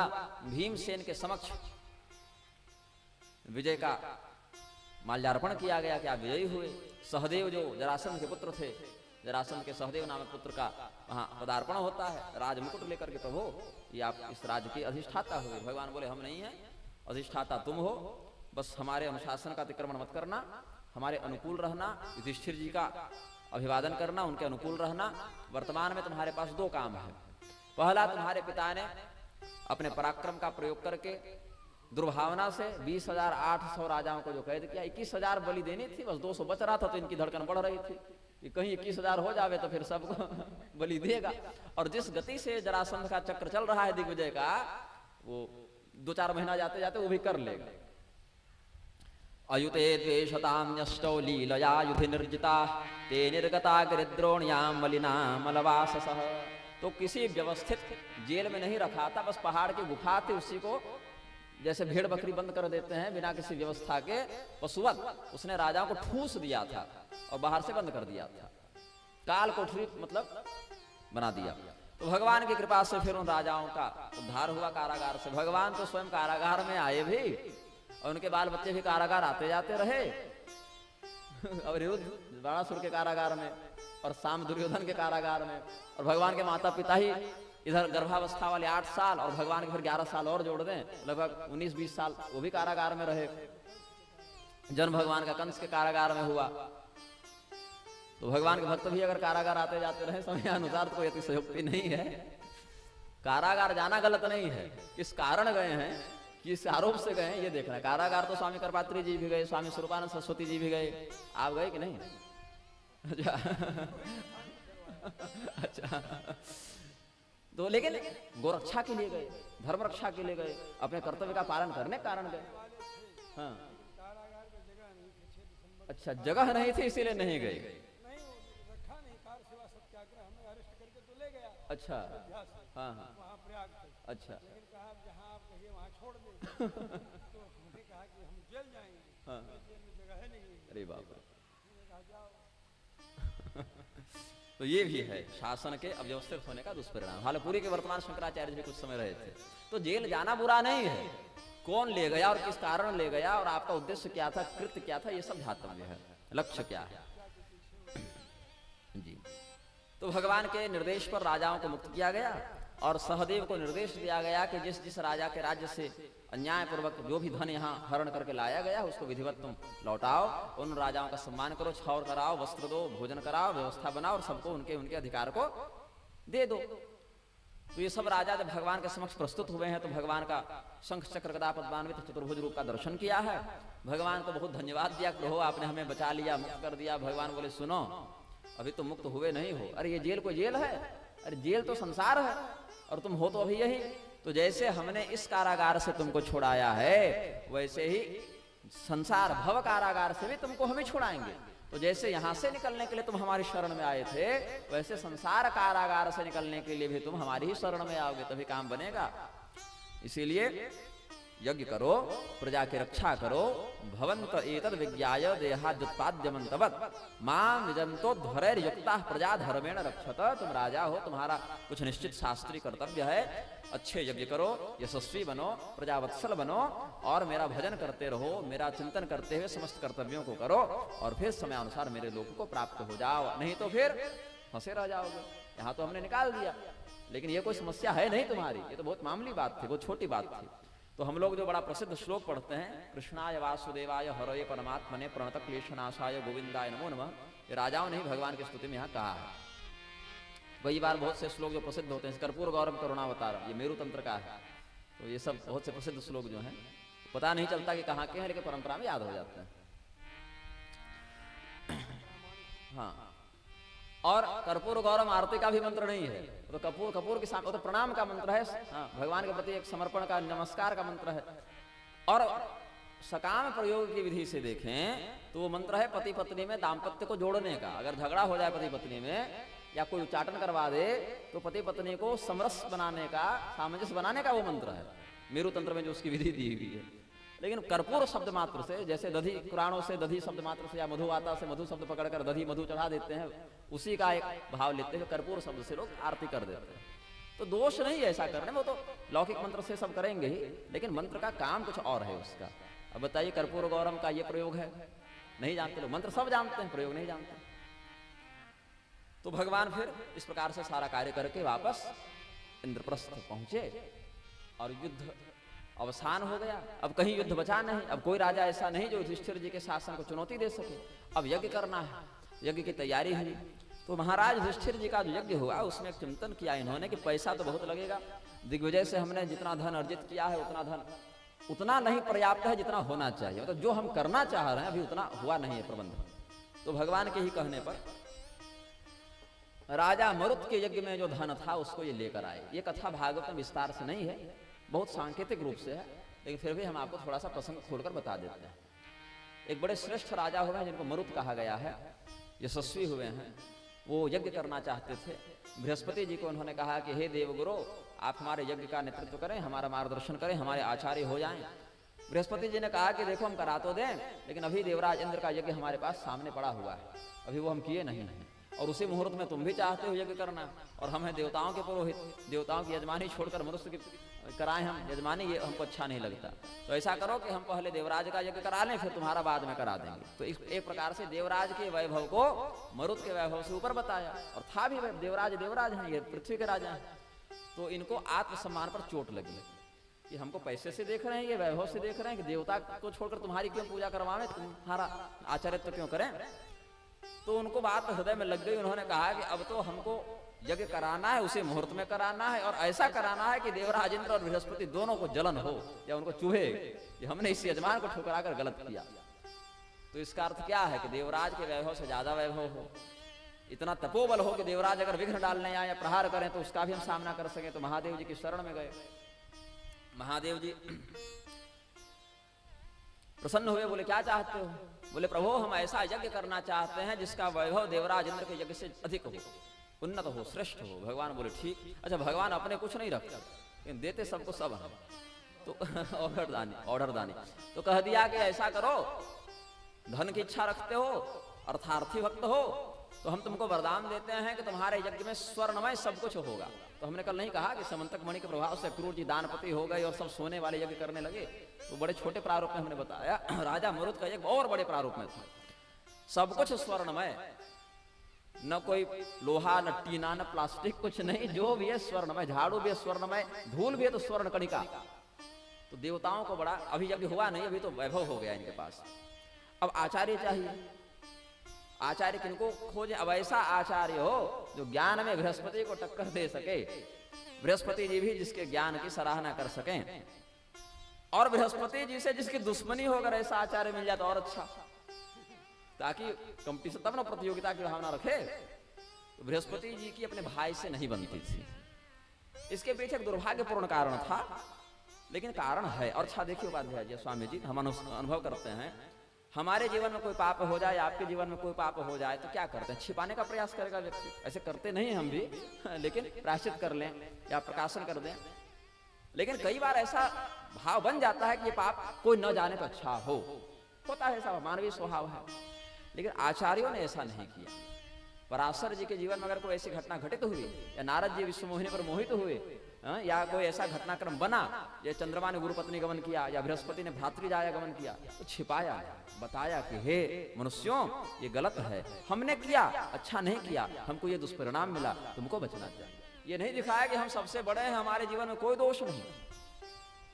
चाहे आप देवराज इंद्र हो, चाहे गौतम जी की पत्नी का आपने मतलब देवराज इंद्र ने मर्दन किया हो, लेकिन उस कथानक को आचार्यों ने छिपाया नहीं कि लोग क्या सोचेंगे। लोग अच्छे से सोचें कि देवता से भी प्रमाद हो सकता है, ऋषियों से भी प्रमाद हो सकता है, हम तो उनकी तुलना में कुछ नहीं है, इसलिए क्या करना है क्या नहीं करना है इसका बिल्कुल व्यावहारिक बोध हो जाए। ये आचार्यों ने दिखाया, झूठी एक महिमा मंडन की स्थिति नहीं बनाई काल्पनिक। इसीलिए शास्त्र के एक एक पंक्ति यथार्थ है जी, कन्फेस करते हैं ना कि हम समाज के सामने शास्त्र को प्रमाण के रूप में रखते हैं पादरी के सामने कन्फेस करते हैं ईसाई, ये नहीं है। तो भगवान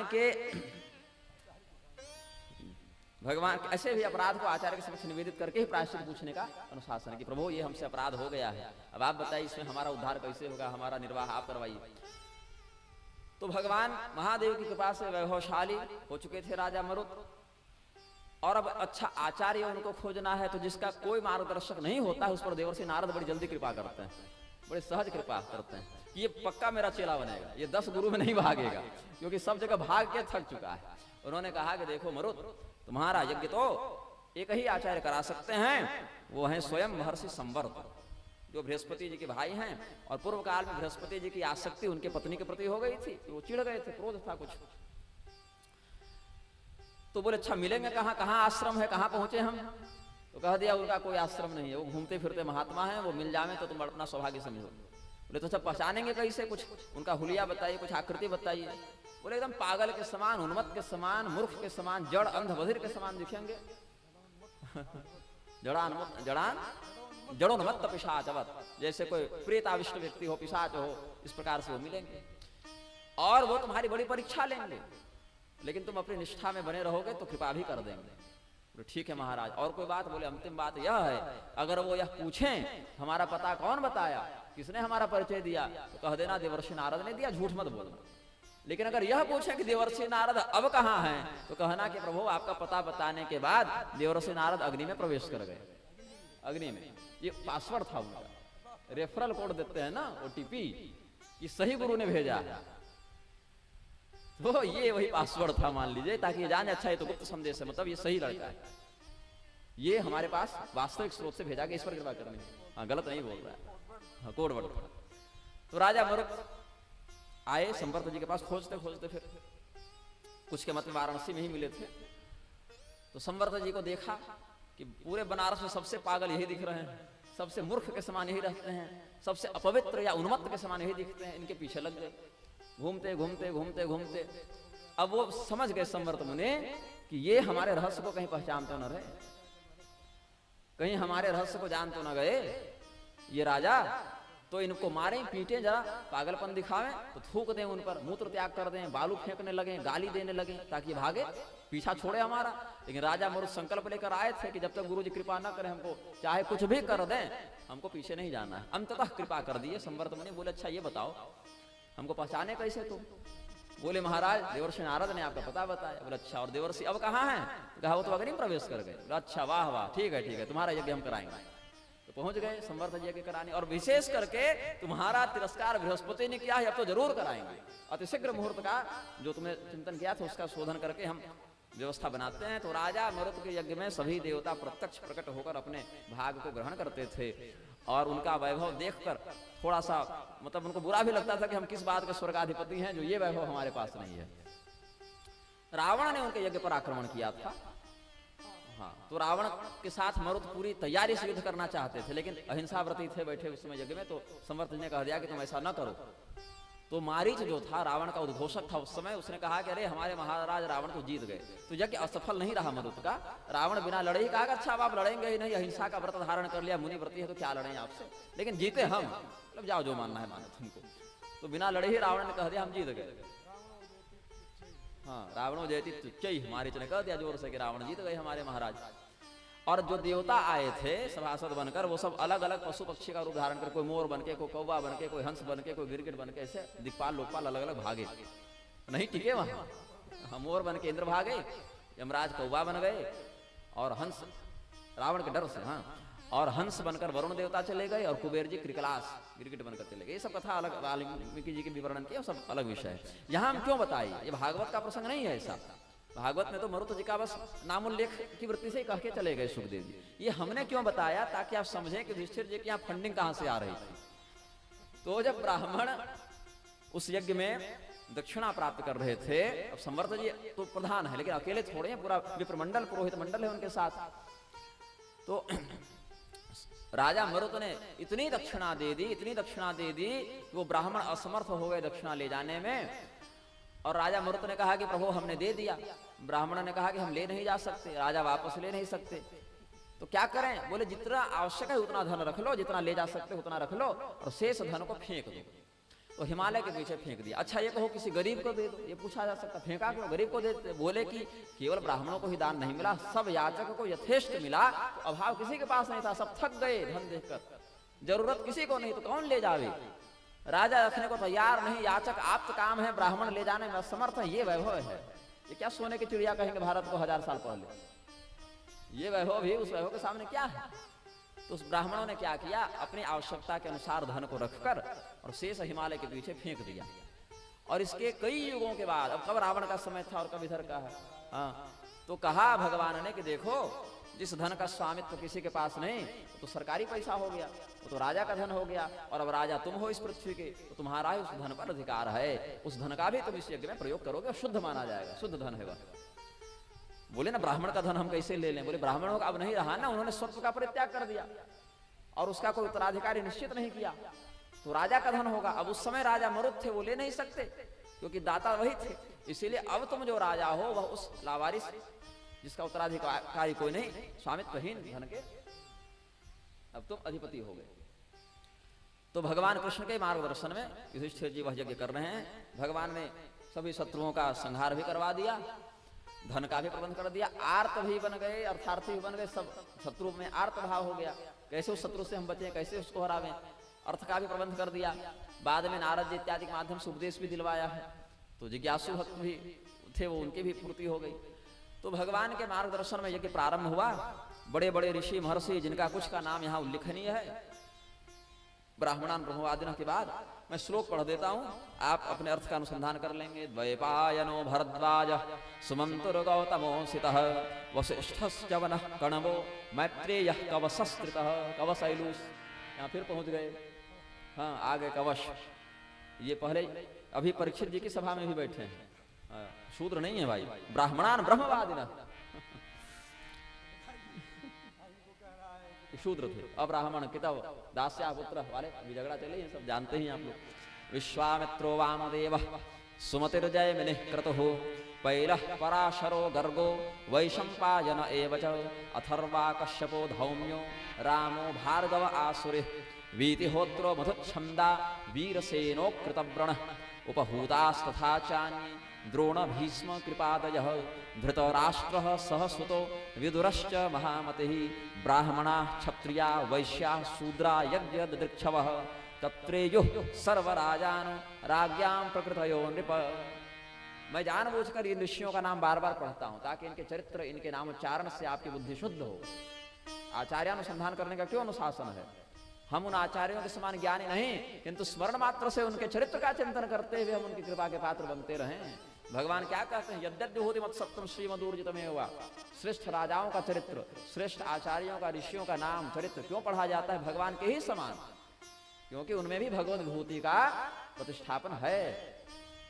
तो भगवान कहे कि महाराज अब आप यज्ञ प्रारंभ करें। आचार्यों ने कहा कि अब अग्र पूजा का समय है, तो एक हम निर्णय कर लें कि सबसे पहले किसकी पूजा हो, क्योंकि अगर पूजा जिसकी होती है वह इतना समर्थ हो, इतना श्रेष्ठ हो कि वह अगर कोई निर्देश दे तो सभी लोग उसकी बात माने, यज्ञ में संरक्षक वह बने, उसी की पहले पूजा होगी, उसी को श्रेष्ठ पद दिया जाएगा। तो कुछ ने कहा कि अपनी माता जी की पूजा करनी चाहिए, कुंती जी की पूजा करनी चाहिए। कुछ ने कहा कुंती जी से भी बड़े पद पर अभी धृतराष्ट्र हैं, उनकी पूजा कर लो कुल की दृष्टि से। कुछ ने कहा अगर कुल ही देखना है तो भीष्म पितामह की भी पूजा करो, विद्वान हैं, ब्रह्मचारी हैं, धर्मज्ञ हैं। कुछ ने कहा कि अगर इस प्रकार की बात है तो उनसे भी बड़े हैं बाहली, उनकी पूजा कर लो, चाचा लगते थे भीष्म पितामह के। कुछ ने कहा कि उम्र की बात ना, ज्ञान की बात देखो भाई, वेदव्यास जी से बड़ा ज्ञानी कौन है यहाँ, उनकी पूजा कर लो। कुछ ने कहा कि वेदव्यास जी के पिताजी वशिष्ठ बैठे हैं, उनकी उपेक्षा करके कैसे इनकी पूजा कर लें। तो ये सब अपने अपने मत मतांतर में रहे, लेकिन एक निर्णय कोई ना दे सके। उस समय सहदेव ने भी अपना मत रखा। सहदेव ने कहा कि ये सभी ऋषि महर्षि सब पूजनीय वरेण्य सब हमारे सम्माननीय हैं, हम कोई तिरस्कार नहीं कर रहे, किंतु हमारी समझ से यहाँ केवल भगवान ही अगर पूजा के अधिकारी हैं, उनकी उपेक्षा करके अन्य को पूजनीय मानना धर्मयुक्त नहीं है। और इस मत का प्रबल समर्थन किया भीष्म पितामह ने, और भगवान की पूरी महिमा वहां सबको बताई कि ऐसा क्यों सहदेव ने दिया है, जबकि सबसे छोटे थे उम्र में सहदेव। लेकिन नहीं, ये सहदेव नहीं, पांडव सहदेव नहीं, ये प्रसंग तो यहाँ ऐसे वो थे वहां वो सहदेव, हाँ, लेकिन यहाँ पर महाभारत इत्यादि का भी अनुसरण करें तो पांडुपुत्र का ही संबंध है। सहदेव सदा ब्रवीत और हते ह्यच्युतः श्रेष्ठम भगवान सात्वताम पते एष वै देवता सर्वा देश काल धनादय। समस्त क्षेत्र के, समस्त संपदा के, समस्त धर्मादि तत्वों के अधिष्ठाता ये धर्मस्य प्रभुरच्युतः या अहम ही सर्वयज्ञानां भोक्ता च प्रभुरेव च। इन शास्त्रीय वचनों का चिंतन करते हुए सहदेव ने एक प्रस्ताव रखा कि अगर हमारा पक्ष पूछा जाए तो यदात्मकमिदं विश्वं कृतवश्च यदात्मकाः अग्निराहुतयो मंत्राः सांख्यम योगश्च तद्तत्परः। मतलब विश्वात्मा को छोड़कर जीवात्मा की पूजा यहाँ प्रशस्त नहीं है। ये सहदेव का पक्ष था।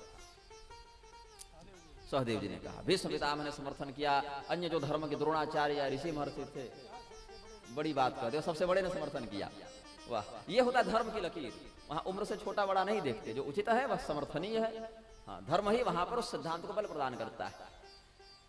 तो जब इस प्रकार से सहदेव की बात सबने सुनी, तच्छ्रुत्वा तुष्टुः सर्वे साधु साध्विति सत्तमा। बहुत बढ़िया, बहुत अच्छा, ये तो हम सबको प्रिय है, ऐसा ही किया जाए। जब कहने लगे तो वॉकआउट की घोषणा हो गई सभा से। बोले हम बहिष्कार करेंगे ऐसे सभा का। रे बताओ, तुम लोग इतने बड़े बड़े बूढ़े बुजुर्ग सब पहलवान सब ज्ञानी ध्यानी, आज हम समझ गए कि काल के वशीभूत सब हो, जो बच्चे की बात, बूढ़ों की बात, बूढ़े बच्चे की बात पर चल रहे हैं। इत्थं निशम्यदमघोष सुतः स्वपीठा दुत्थाय कृष्ण गुणवर्णन जातमन्युः उच्छिप्य बाहुमिदमाह सदस्य महर्षि संश्रावयन् भगवते परुषाण्यभीतः। अभीतः, निर्भय होकर, अपने परिणाम पर चिंतन न करता हुआ कि बाद में क्या होगा मेरे साथ, अपने कृत्य से जन्य परिणाम का चिंतन न करता हुआ वह शिशुपाल, जो दमघोष का पुत्र है, चेदी देश पर जिसका शासन है, अपनी गद्दी से उठकर खड़ा हो गया। क्यों? कृष्ण गुण वर्णन जातमन्युः। भगवान कृष्ण के गुणों को 1 घंटा से जो सुन रहा था परेशान हो गया था, अंदर चिढ़ गया, कुढ़ गया कि क्या हो रहा है। और विशेष करके भगवान से उसका वैर तो पारंपरिक है 3 जन्मों के शाप के कारण, लेकिन रुक्मिणी जी के प्रसंग से और चिढ़ा हुआ है कि जहां ये जाता है सम्मान पाता है, सब बड़े बड़े लोग इसको प्रणाम करते हैं, इसकी कृपा के आकांक्षी होते हैं, कोई इसका विरोध क्यों नहीं करता? क्या डरते हैं लोग? तो चलो हम नहीं डरेंगे, हम एक क्रांति करेंगे। क्रांतिकारी हो गया और कहता है कि वेदों ने सत्य कहा है, ईशो दुरत्यः काल इति सत्यवती श्रुति। वेद का यह मत सत्य है कि सबसे बड़ा सामर्थ्यशाली तत्व है काल। आज समय का चक्र देखो, वृद्धा नाम यद बुद्धिर बाल वाक्य विभिद्यते। बड़े बुजुर्गों की बुद्धि का भेदन ये बच्चा कर रहा है, इसकी बुद्धि से अब सब चलेंगे। अरे यूयम पात्र विदाम श्रेष्ठा मां मंध्वम बाल भाषितम। अरे आपकी बुद्धि क्या घास चरने गई है, समाप्त हो गई है? आप लोग इतने बड़े बड़े धर्म के ऋषि महर्षि वेदज्ञ जैसे आप कहते हैं कई बार, अरे इतने बड़े बड़े आचार्य सब मठाधीश क्या कर रहे हैं? तो भाव समझ लीजिए, आप शिशुपाल नहीं कह रहा हूं आपको, लेकिन एक भावना की आप बात समझें। अरे आप लोग इतने बड़े बड़े संत महात्मा ये अनर्थ क्यों देख रहे हैं? अब सहदेव सबको बताएगा क्या करना है। बोले कृष्ण भगवान में समस्या क्या है, क्या अयोग्यता ये बताओ। आप अयोग्यता पूछते हैं, मैं आपसे पूछता हूं इसमें क्या योग्यता है। यथा काकः पुरोडासं सपर्याम कथम अर्हति। अच्छा आइए, पधारिए, स्वागत है आपका। आप आसन पर विराजमान हो जाएं, फिर कथा को पूर्ण करके। स्वागतम ते महाभाग प्रियम किम करवाणि वह। तो भगवान कृष्ण के निमित्त शिशुपाल ने जितने भी उसके बचपन से लेकर अभी तक की स्मृतियां थीं, जितनी चिढ़ थी उसकी मन में, जितनी घृणा थी उसके मन में, बोला अब ये अवसर न चूकना है, इस भरी सभा में इस ग्वाले को अपमानित करूंगा और इसके औकात सबको बताऊंगा। इस भाव से शिशुपाल ने भगवान के प्रति अपशब्दों का प्रयोग करना प्रारंभ किया। कहता है, अरे वर्णाश्रम कुलापेतः सर्वधर्म बहिष्कृतः स्वैरवर्ते गुणैर्हीनः सपरयां कथमर्हति। ऐसा श्लोक है यह कि आप इस श्लोक पर चिंतन करेंगे तो भगवान की महिमा का भी अनुभव करेंगे और शिशुपाल की भी भावना यहां से व्यक्त हो जाएगी। व्यर्थक श्लोक है। इस एक ही श्लोक के दोनों प्रकार के अर्थ निकलते हैं, गाली वाला भी और स्तुति वाला भी। कैसे, थोड़ा सा चिंतन करेंगे। वर्णाश्रम कुलापेतः, अरे ये जो कृष्ण है ये किस वर्ण का है, किस आश्रम का है, किस कुल का है, कुछ पता है इसका? क्यों, भगवान क्या किए थे जब प्रद्युम्न जी का अवतार होने वाला था, या शाम के जन्म से भी पहले भगवान कृष्ण ने भगवान महादेव जी की आराधना की है, पाशुपत व्रत की दीक्षा लेकर और मस्तक मुंडित करके दंड धारण इत्यादि करके। तो सर्वेषाम आश्रमाणाम च विहितम दंड धारणम न दंडेन विना कश्चिद आश्रमीति निगद्यते। चारों वर्णों में, ये चारों आश्रमों में दंड धारण का नियम है आदित्य पुराण के 17वें अध्याय के अनुसार। तो भगवान भी गृहस्थोचित मंत्र विधा से या पद्धति से वो दंड धारण किए हैं, शिव दंडधारी हुए हैं, शिव व्रत में उन्होंने दीक्षा ली है और भगवान शिव से पुत्रवान होने का व्रत प्राप्त किया है। ये इस्कॉन वाले नहीं बताते, ये सब प्रक्षिप्त और काल्पनिक बता देते हैं। हाँ, जहां महादेव जी बाणासुर वाले प्रसंग में हार गए हैं उसको खूब हाईलाइट करेंगे। तो ये धर्म का मार्ग नहीं, ऐसे नहीं करना है। यथार्थ का दर्शन करते हुए देव लीला का अवगाहन करना। यहाँ कोई हार नहीं रहे, कोई जीत नहीं रहे, कोई पूज नहीं रहे, कोई पूजित हो नहीं रहे। एक ही परमात्मा स्वरूपद्वय से पूज्य पूजक भाव से अपने आप को अभिव्यक्त किए हुए हैं। तो कहता है यह, इसका वर्ण क्या है पहले ये बताओ, ये ग्वाला है कि क्षत्रिय है कि क्या? कभी सुनते हैं कि ये नंद यशोदा का पुत्र था, अचानक पता चलता है नहीं नहीं ये तो वसुदेव जी का लड़का है। कई बार कहते हैं ये तो सन्यासी, ये विवाहित है, इसने तो इतने विवाह किए, फिर पता चलता है कि ये दंड धारण करके माथा मुड़ा के जप रहा है मंत्र। ये किस वर्ण का है, किस आश्रम का है, कोई जानता है क्या? सर्वधर्म बहिष्कृतः, कौन से सदाचार में इसकी निष्ठा है, किस धर्म का पालन करता है, किस कर्तव्य का पालन करता है, समझ में नहीं आता। इंद्र का यज्ञ रुकवा दिया उधर, ये धर्म का पालन है क्या? रुक्मिणी का विवाह मुझसे तय हो गया था, मैं हल्दी उपटन लगा के मंडप में बैठा ही रह गया, ये कन्या का अपहरण करके ले गया, ये धर्म है क्या? मैंने जहां जहां उसको कुछ खार खाया हुआ था वह उसने कहना प्रारंभ किया। स्वैरवरती, मनमौजी करता है, उच्छृंखल है, गुणैरहीन, सभी सद्गुणों से हीन है, सपरयाम कथमर्हति। अब बताओ ऐसा व्यक्ति पूजा का पात्र है? भगवान को क्रोध नहीं आया इतना सुनकर? लोगों को क्रोध आया, अरे मेरे सामने हमारे आराध्य को, हमारे परमाराध्य को, वरेण्य को, भगवान ही परमाराध्य हैं दूसरे नहीं है। हाँ, सर्वोच्च जगत गुरु, सार्वभौम जगत गुरु वही है, परमाराध्य वही है, फिर भी उनको गाली दे रहा है। तो भगवान कुछ प्रतिक्रिया नहीं दी। अच्छा ठीक है बोल लो, भगवान तो गिनती गिनने में लगे हैं, क्योंकि अपराध शतम क्षाम्यम ये वचन दिया है भगवान ने कि 100 तक हम सहेंगे, उसके बाद तो पता चल ही जाएगा कि कौन शासक है और कौन शासता है, कौन शासित है। तो भगवान कोई प्रतिक्रिया नहीं दे रहे हैं, एक प्रकार से सुन रहे हैं और उसको स्मरण करने के अभी 5 मिनट में जब ये साप मुक्त होकर वैकुंठ में नौकरी पर फिर जाएगा तो फिर वही मंत्र पढ़ता फिरेगा, शरणागति मंत्र जपता फिरेगा। लेकिन अभी क्या है ना, इसके ऊपर जो साप अविद्या का, सापजन्य अविद्या का जो आवरण हो गया है, तो भगवान तो पुत्र भाव से ही देखते हैं ना, अरे ये तो अपना ही भक्त है, सेवक है, पार्षद है, यहाँ थोड़ा सा ये गड़बड़ हो गया है, इसकी चिकित्सा करनी पड़ेगी। लेकिन चिकित्सा सही डोज सही समय पर। तो भगवान के ओर से पांडव खड़े हो गए, सात्यकी और जो भगवत भक्त थे तलवार निकाल लिए, धनुष पर प्रत्यंचा चढ़ा लिए कि मार डालेंगे इसको। भगवान बोले अभी पूरा कंटेम्प्ट नहीं हुआ है, रुको ना, हम सुन रहे हैं अभी ना, पूरी अवमानना नहीं हुई, तो प्रशंसा कर रहा है हमारी। क्या प्रशंसा है इसमें? वर्णाश्रम कुलापेत, वर्ण आश्रम कुल ये देह के उपधर्म है, ये चेतन के नहीं है। ये बद्ध सूचकोपनिषद इत्यादि भी चिंतन करेंगे, या ब्रह्म विद्योपनिषद, ब्रह्म बिंदुपनिषद, ये सब देखेंगे। यहाँ भी आत्म तत्व का निर्देश श्रुति करती है। वहां शरीर के ही लक्षण के रूप में कि ये इस वर्ण का है, ये इस जाति का है, ये इस कुल का है, इस योनि का है, इसका वर्णन किया गया है। चेतन वर्ण आश्रम कुल इत्यादि लक्षणों से अतीत होता है, निरपेक्ष होता है, निष्प्रभावी होता है।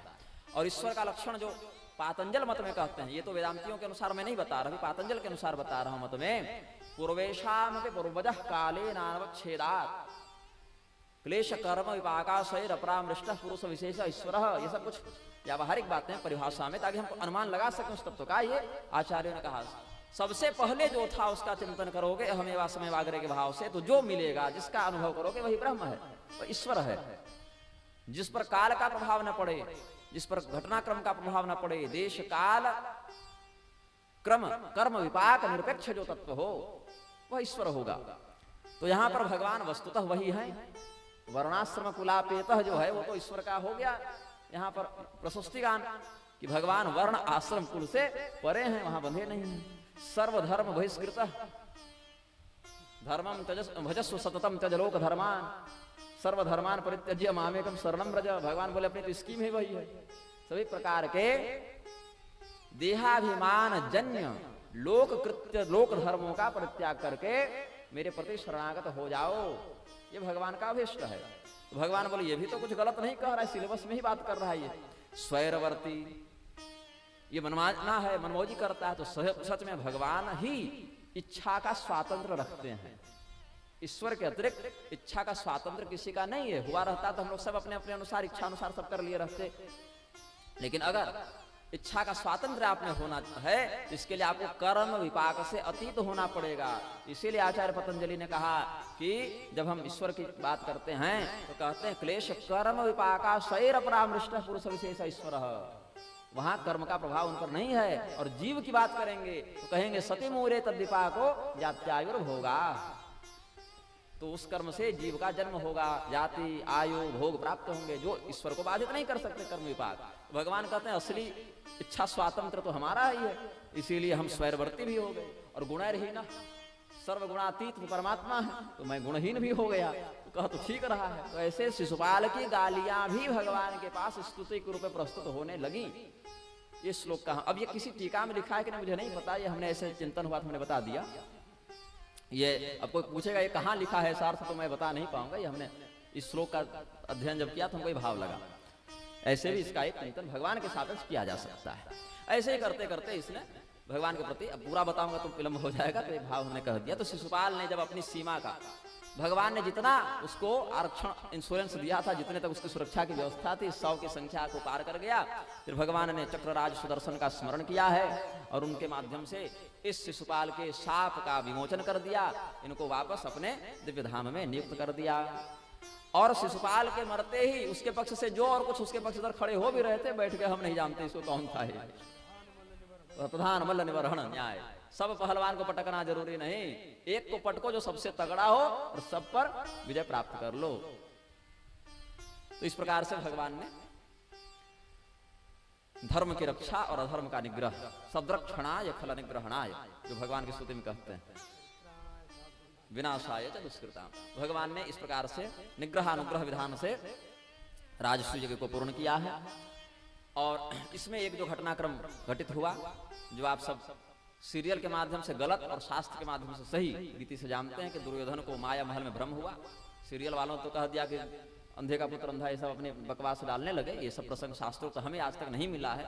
जहां जहां भी ये प्रसंग हमें मिला है और किसी आचार्य ने कोई प्रमाण दिया भी नहीं। तो और द्रौपदी जी का चरित्र पढ़ने पर उनका स्वभाव ऐसा लगता भी नहीं है। ये तो अपनी एक रंगीनियत है, कलाकारों की खुराफात है कि शास्त्र की बात को अशास्त्र के चाशनी में डुबाकर परोस दिया जाए, अशास्त्र के रूप में प्रस्तुत कर दिया जाए। वस्त्र खराब हुए जब कुंड में जब गिरा है, तब जल में स्थल का भ्रम, स्थल में जल का भ्रम, दीवाल में दरवाजे का भ्रम, दरवाजे में दीवाल का भ्रम।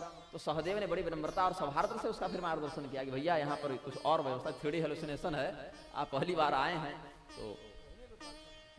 तो ये माया पांडवों को और द्रौपदी कुंती भगवान कृष्ण ये सब अत्यंत निकटवर्ती आंतरिक सुहृदों को छोड़कर शेष को व्याप्त करती थी। भगवान के मार्गदर्शन में अजात शत्रु महाराज युधिष्ठिर चक्रवर्ती बने, सम्राट बने, सब कुछ ठीक से हो गया।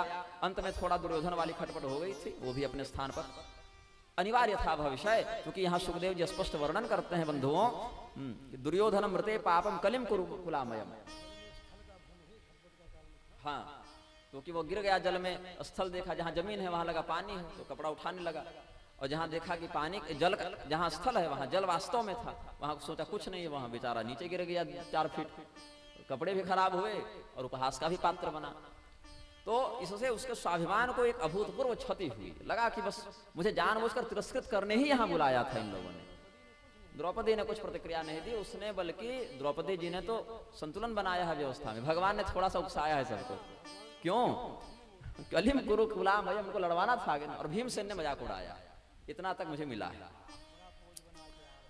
लेकिन युधिष्ठिर जी ने, द्रौपदी जी ने, ये सबने धर्म के अनुकूल व्यवहार किया है। और इस प्रकार से राजा युधिष्ठिर का वह दिव्य राजस्व यज्ञ, जहाँ देवता, ऋषि, गंधर्व, यक्ष, घटोत्कच आदि राक्षस ये सब उपस्थित थे और युधिष्ठिर जी को अपना सम्राट स्वीकार करके उनके लिए कर का समर्पण का निवेदन करते थे। अब एक कथानक और मैं थोड़ा सा बोल देता हूँ, फिर बाकी कथा हम दूसरे सत्र में कहेंगे, फिर हमारे आदरणीय महानुभावों का आप सबों को अनुग्रह प्राप्त होगा। यह कथानक है राजा साल्व से संबंधित। भगवान जब उधर राजसूय इत्यादि व्यस्त थे तो साल्व नाम का एक असुर बुद्धि का राजा, जो शिशुपाल के गिरोह का था, उसने चिंतन किया कि अच्छा, वो गया था रुक्मिणी जी वाले विवाह में बाराती बनकर और बढ़िया स्वागत किया था उसका नारायणी सेना वालों ने, तो उसको अपमान का था क्षोभ कि हम क्या करेंगे, इस पूरी पृथ्वी से यदुवंशियों का संहार कर देंगे। अयादविं क्षमाम करिष्ये पौरुषम मम पश्यत। हे योद्धाओं, हे जरासंध, शिशुपाल, रुक्मी, तुम लोग देखना, प्रतिज्ञा करता हो इस पूरी पृथ्वी में एक यदुवंशी को जीवित नहीं रहने दूंगा। तो भगवान महादेव की आराधना करने लगा। कैसे? कि वहां स्वाभिमान प्राप्त किया उसने। कैसे? एक मुट्ठी राख प्रतिदिन खाता और उसी का भक्षण करके जो ऊर्जा मिल जाए भगवान के जप में लगा देता। संवत्सर पर्यंत, साल भर उसने यह कठोर व्रत किया। कर्षयन्तः शरीरस्थम भूतग्राम मचेतसः माम चैवान्तः शरीरस्थम तान विद्यासुर निश्चयान। ऐसी तपस्या शास्त्र में है नहीं, लेकिन अपने शरीर को जानबूझकर तपाने के लिए भस्मासुर करता था, जैसे इस साल्व ने किया, वैसे ही ये तपस्या करता हुआ राक्षसी वृत्ति से भगवान महादेव को संतुष्ट कर लेता है। वरदान में एक विमान मांगता है, ऐसा विमान जो आकाश में उड़े, पानी पर तैरे, जमीन पर चले, अभेद्य हो, किसी अस्त्र शस्त्र से न काटा जा सके, किसी मनुष्य, देवता, नाग, गंधर्व, राक्षस आदि से भी वह न जीता जा सके। इच्छानुसार हो जाए तो युद्ध विमान हो जाए, युद्धक हो जाए, नहीं तो भोग विलास के अनुकूल हो जाए, सुरम्य हो जाए, तो नानाविध प्रकार से एकदम कस्टमाइज्ड जिसको कहते हैं, उसने विमान महादेव जी के अनुशंसा का प्रयोग करके मैदानों से बनवा लिया और भगवान की अनुपस्थिति में द्वारका पर आक्रमण किया। वहां द्वारकाधीश के ही प्रतिनिधि स्वरूप जो भगवान प्रद्युम्न है, चतुर्विवाहवतार में प्रद्युम्न जी हैं, उन्होंने द्वारका की रक्षा की। उनके साथ अन्य यदुवंशी वीरों ने भी साल्व की सेना से संहार का व्यवहार किया, लेकिन कुछ ज्यादा नहीं बिगाड़ पाए साल्व का वरदान के कारण। लेकिन साल्व का विमान अंतर्ध्यान हो जावे, किसी हथियार से तोड़ा न जा सके, तो इन लोगों का पराक्रम उतना प्रभावी नहीं हो पाया जितना होना था। और अंत में प्रद्युम्न जी के प्राण भी संकट में पड़े हैं। और फिर प्रद्युम्न जी का सारथी उनको जब हटा कर ले गया युद्ध भूमि से, तो उन्होंने डांटा कि मैं मर जाता तो वीरगति को प्राप्त होता, पीठ दिखाकर तुम भाग गए। अरे हमारे माता पिता क्या कहेंगे, उनको पता चलेगा तो। हमारी भाभियां क्या कहेंगी, ये बड़े वीर बनकर गए थे युद्ध करने, क्या नपुंसकत्व तो प्राप्त हो गया। किम बिना मत क्लीव चित्तेन सूतेन प्राप्त किल विषा। हम तो अभी तक कायरता नहीं दिखाए, लेकिन हे सारथे, तुम्हारे कारण हम आज कायर बन गए। तो सारथी ने कहा कि आप बेहोश थे, आपकी चिकित्सा के लिए हमने ऐसा किया, क्योंकि यह मेरा कर्तव्य था। अगर आपको युद्ध लड़ना है तो चलिए वापस, हम भी लड़ते हैं। फिर प्रद्युम्न जी गए, साल्व के सेनापति का वध किया। ये सब चल रहा था। फिर उधर से भगवान पहुंचे, तब तक यज्ञ पूरा करवा के। भगवान को देखकर साल्व प्रसन्न हो गया।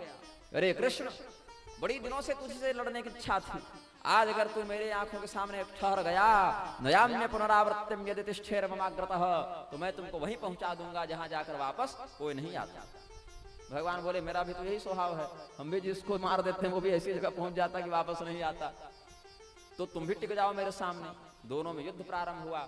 भगवान के पराक्रम से पीड़ित होकर साल्व अंतर्धान हो गया। और इधर एक घटना घटित हुई कि द्वारका के अंदर से एक दूत आया। उसने कहा कि प्रभु, यहाँ तो साल्व अंतर्धान हो गया और अंदर आपके महल में जाकर आपके पिताजी का अपहरण कर लिया है उसने, और वसुदेव जी का अपहरण करके आ गया है। देव की मैया ने यह संदेश आपके लिए मेरे माध्यम से भिजवाया है। भगवान चिंतित हो गए। कथम रामम असंभ्रांतम जित्वा जयम सुरासुरैः शाल्वे नाल्पि यसा नीतः पिता में बलवान विधि। कि जब अंदर नागरिकों की सुरक्षा में बलराम जी नियुक्त हैं, तो वैसे बलराम जी को सभी देवता और राक्षस मिलकर न हरा पावे, ये नालायक कैसे हरा गया बलराम जी को और मेरे पिता का अपहरण कर लिया। जब भगवान को हो गई चिंता, और इतनी ही देर में साल्व आ गया वसुदेव जी को लेकर। वसुदेव जी का अपहरण हो गया, ऐसे समाचार की बात थी ना। वसुदेव जी को लेकर आ गया साल्व और भगवान के सामने खड़ा हो गया और कहा कि अरे कृष्ण, तुझे अपने पिता से बड़ा प्रेम है, बड़ा पितृवत्सल है, पितृभक्त है। अगर तू सच में पराक्रमी है अपने पिता की रक्षा करके दिखा। इतना कहते हुए एवं निर्भर्त्स्य मायावी खड्गेनानक दुंदुभे उत्कृत्य शिर आदाय खस्थम सौभम समाविशत। भगवान के देखते ही तलवार निकालकर वसुदेव जी का माथा काट दिया और अपने विमान पर बैठ गया। अब भगवान चले गए डिप्रेशन में। अरे मेरे जैसे पुत्र के रहते मेरे घर से मेरे पिता को निकालकर मेरे सामने काट दिया, अब मैं क्या करूं, कैसे लड़ूं। ये सब आत्ममोहिनी माया है ना भगवान की। फिर भगवान ने स्वस्थ चित्त से चिंतन किया कि ऐसा होना तो चाहिए नहीं, ये मेरे दिमाग से खेल रहा है, ये अपनी माया दिखा रहा है मायापति को।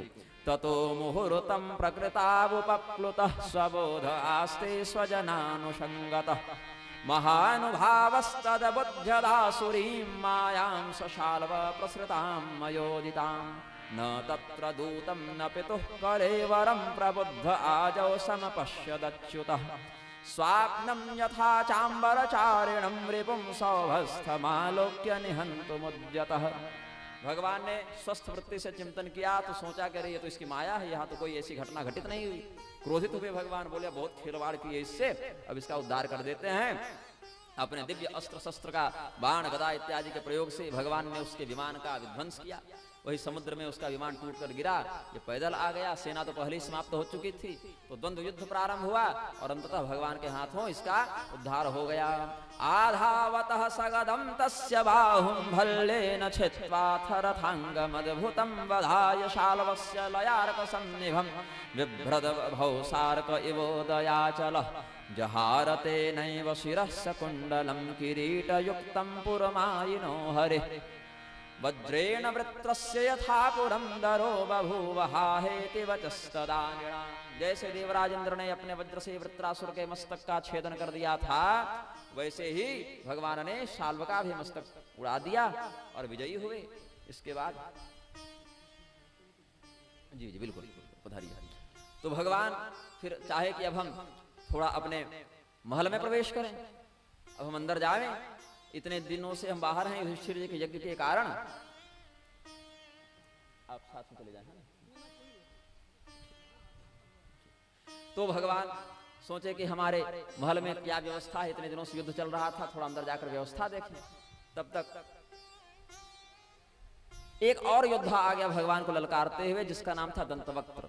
यही दंतवक्त्र पिछले जन्म में था कुंभकर्ण, उससे पहले था हिरण्याक्ष। तो भगवान के साथ 3 जन्मों का जो शापानुबंध था इनका, 3 जन्म शापित होकर राक्षसी वृत्ति से युक्त हो जाओगे, भगवान के हाथ में उद्धार होगा। ये 3 शाप लगा था इनको। एक शाप सनत कुमार का, एक लक्ष्मी जी का और एक शाप था अश्विनी कुमार का। आनंद रामायण और भागवत की परंपरा का अनुसरण करें तो ऐसी स्थिति में ये 3रा जन्म था इनका। तो शिशुपाल और दंतवक्त्र दोनों का उद्धार हो गया। शिशुपाल का हुआ राजसूय यज्ञ में और दंतवक्त्र का उद्धार हुआ शाल्व को मारने के ठीक बाद। और इसके बाद एक विदुरथ नाम का व्यक्ति भी आया जो पौंड्रक का पक्षधर था, उसको भी भगवान ने अपने पराक्रम से उद्धृत कर दिया। इस प्रकार से भगवान के माध्यम से दंतवक्त्र और विदुरथ इन दोनों का भी उद्धार हो गया। इसके आगे की कथा, बलराम जी की तीर्थ यात्रा इत्यादि का वृत्तांत हम आपको आज ही द्वितीय सत्र में कहेंगे। अभी हमारे समक्ष धर्म के, शास्त्र के, समाज के मौलिक रूप को जानने वाले, समझने वाले विद्वज्जनों में से, जिनका पहले हम परिचय दे चुके ऐसे श्री स्वामी जी भी, जो अभी कुछ देर में फिर मंचस्थ होंगे, उनके साथ साथ विद्वद्वरेण्य श्री अरविंद जी महाभाग का भी आगमन हुआ है। और आप सब उनके शास्त्रीय वचनों के माध्यम से स्वकर्तव्य बोध युक्त बने और कल्याण के पात्र बने, यह हमारी अभिप्सा आपसे है। प्रेम से बोलिए आनंद कंद भगवान की जय। 1 मिनट भगवान नाम संकीर्तन करा दें।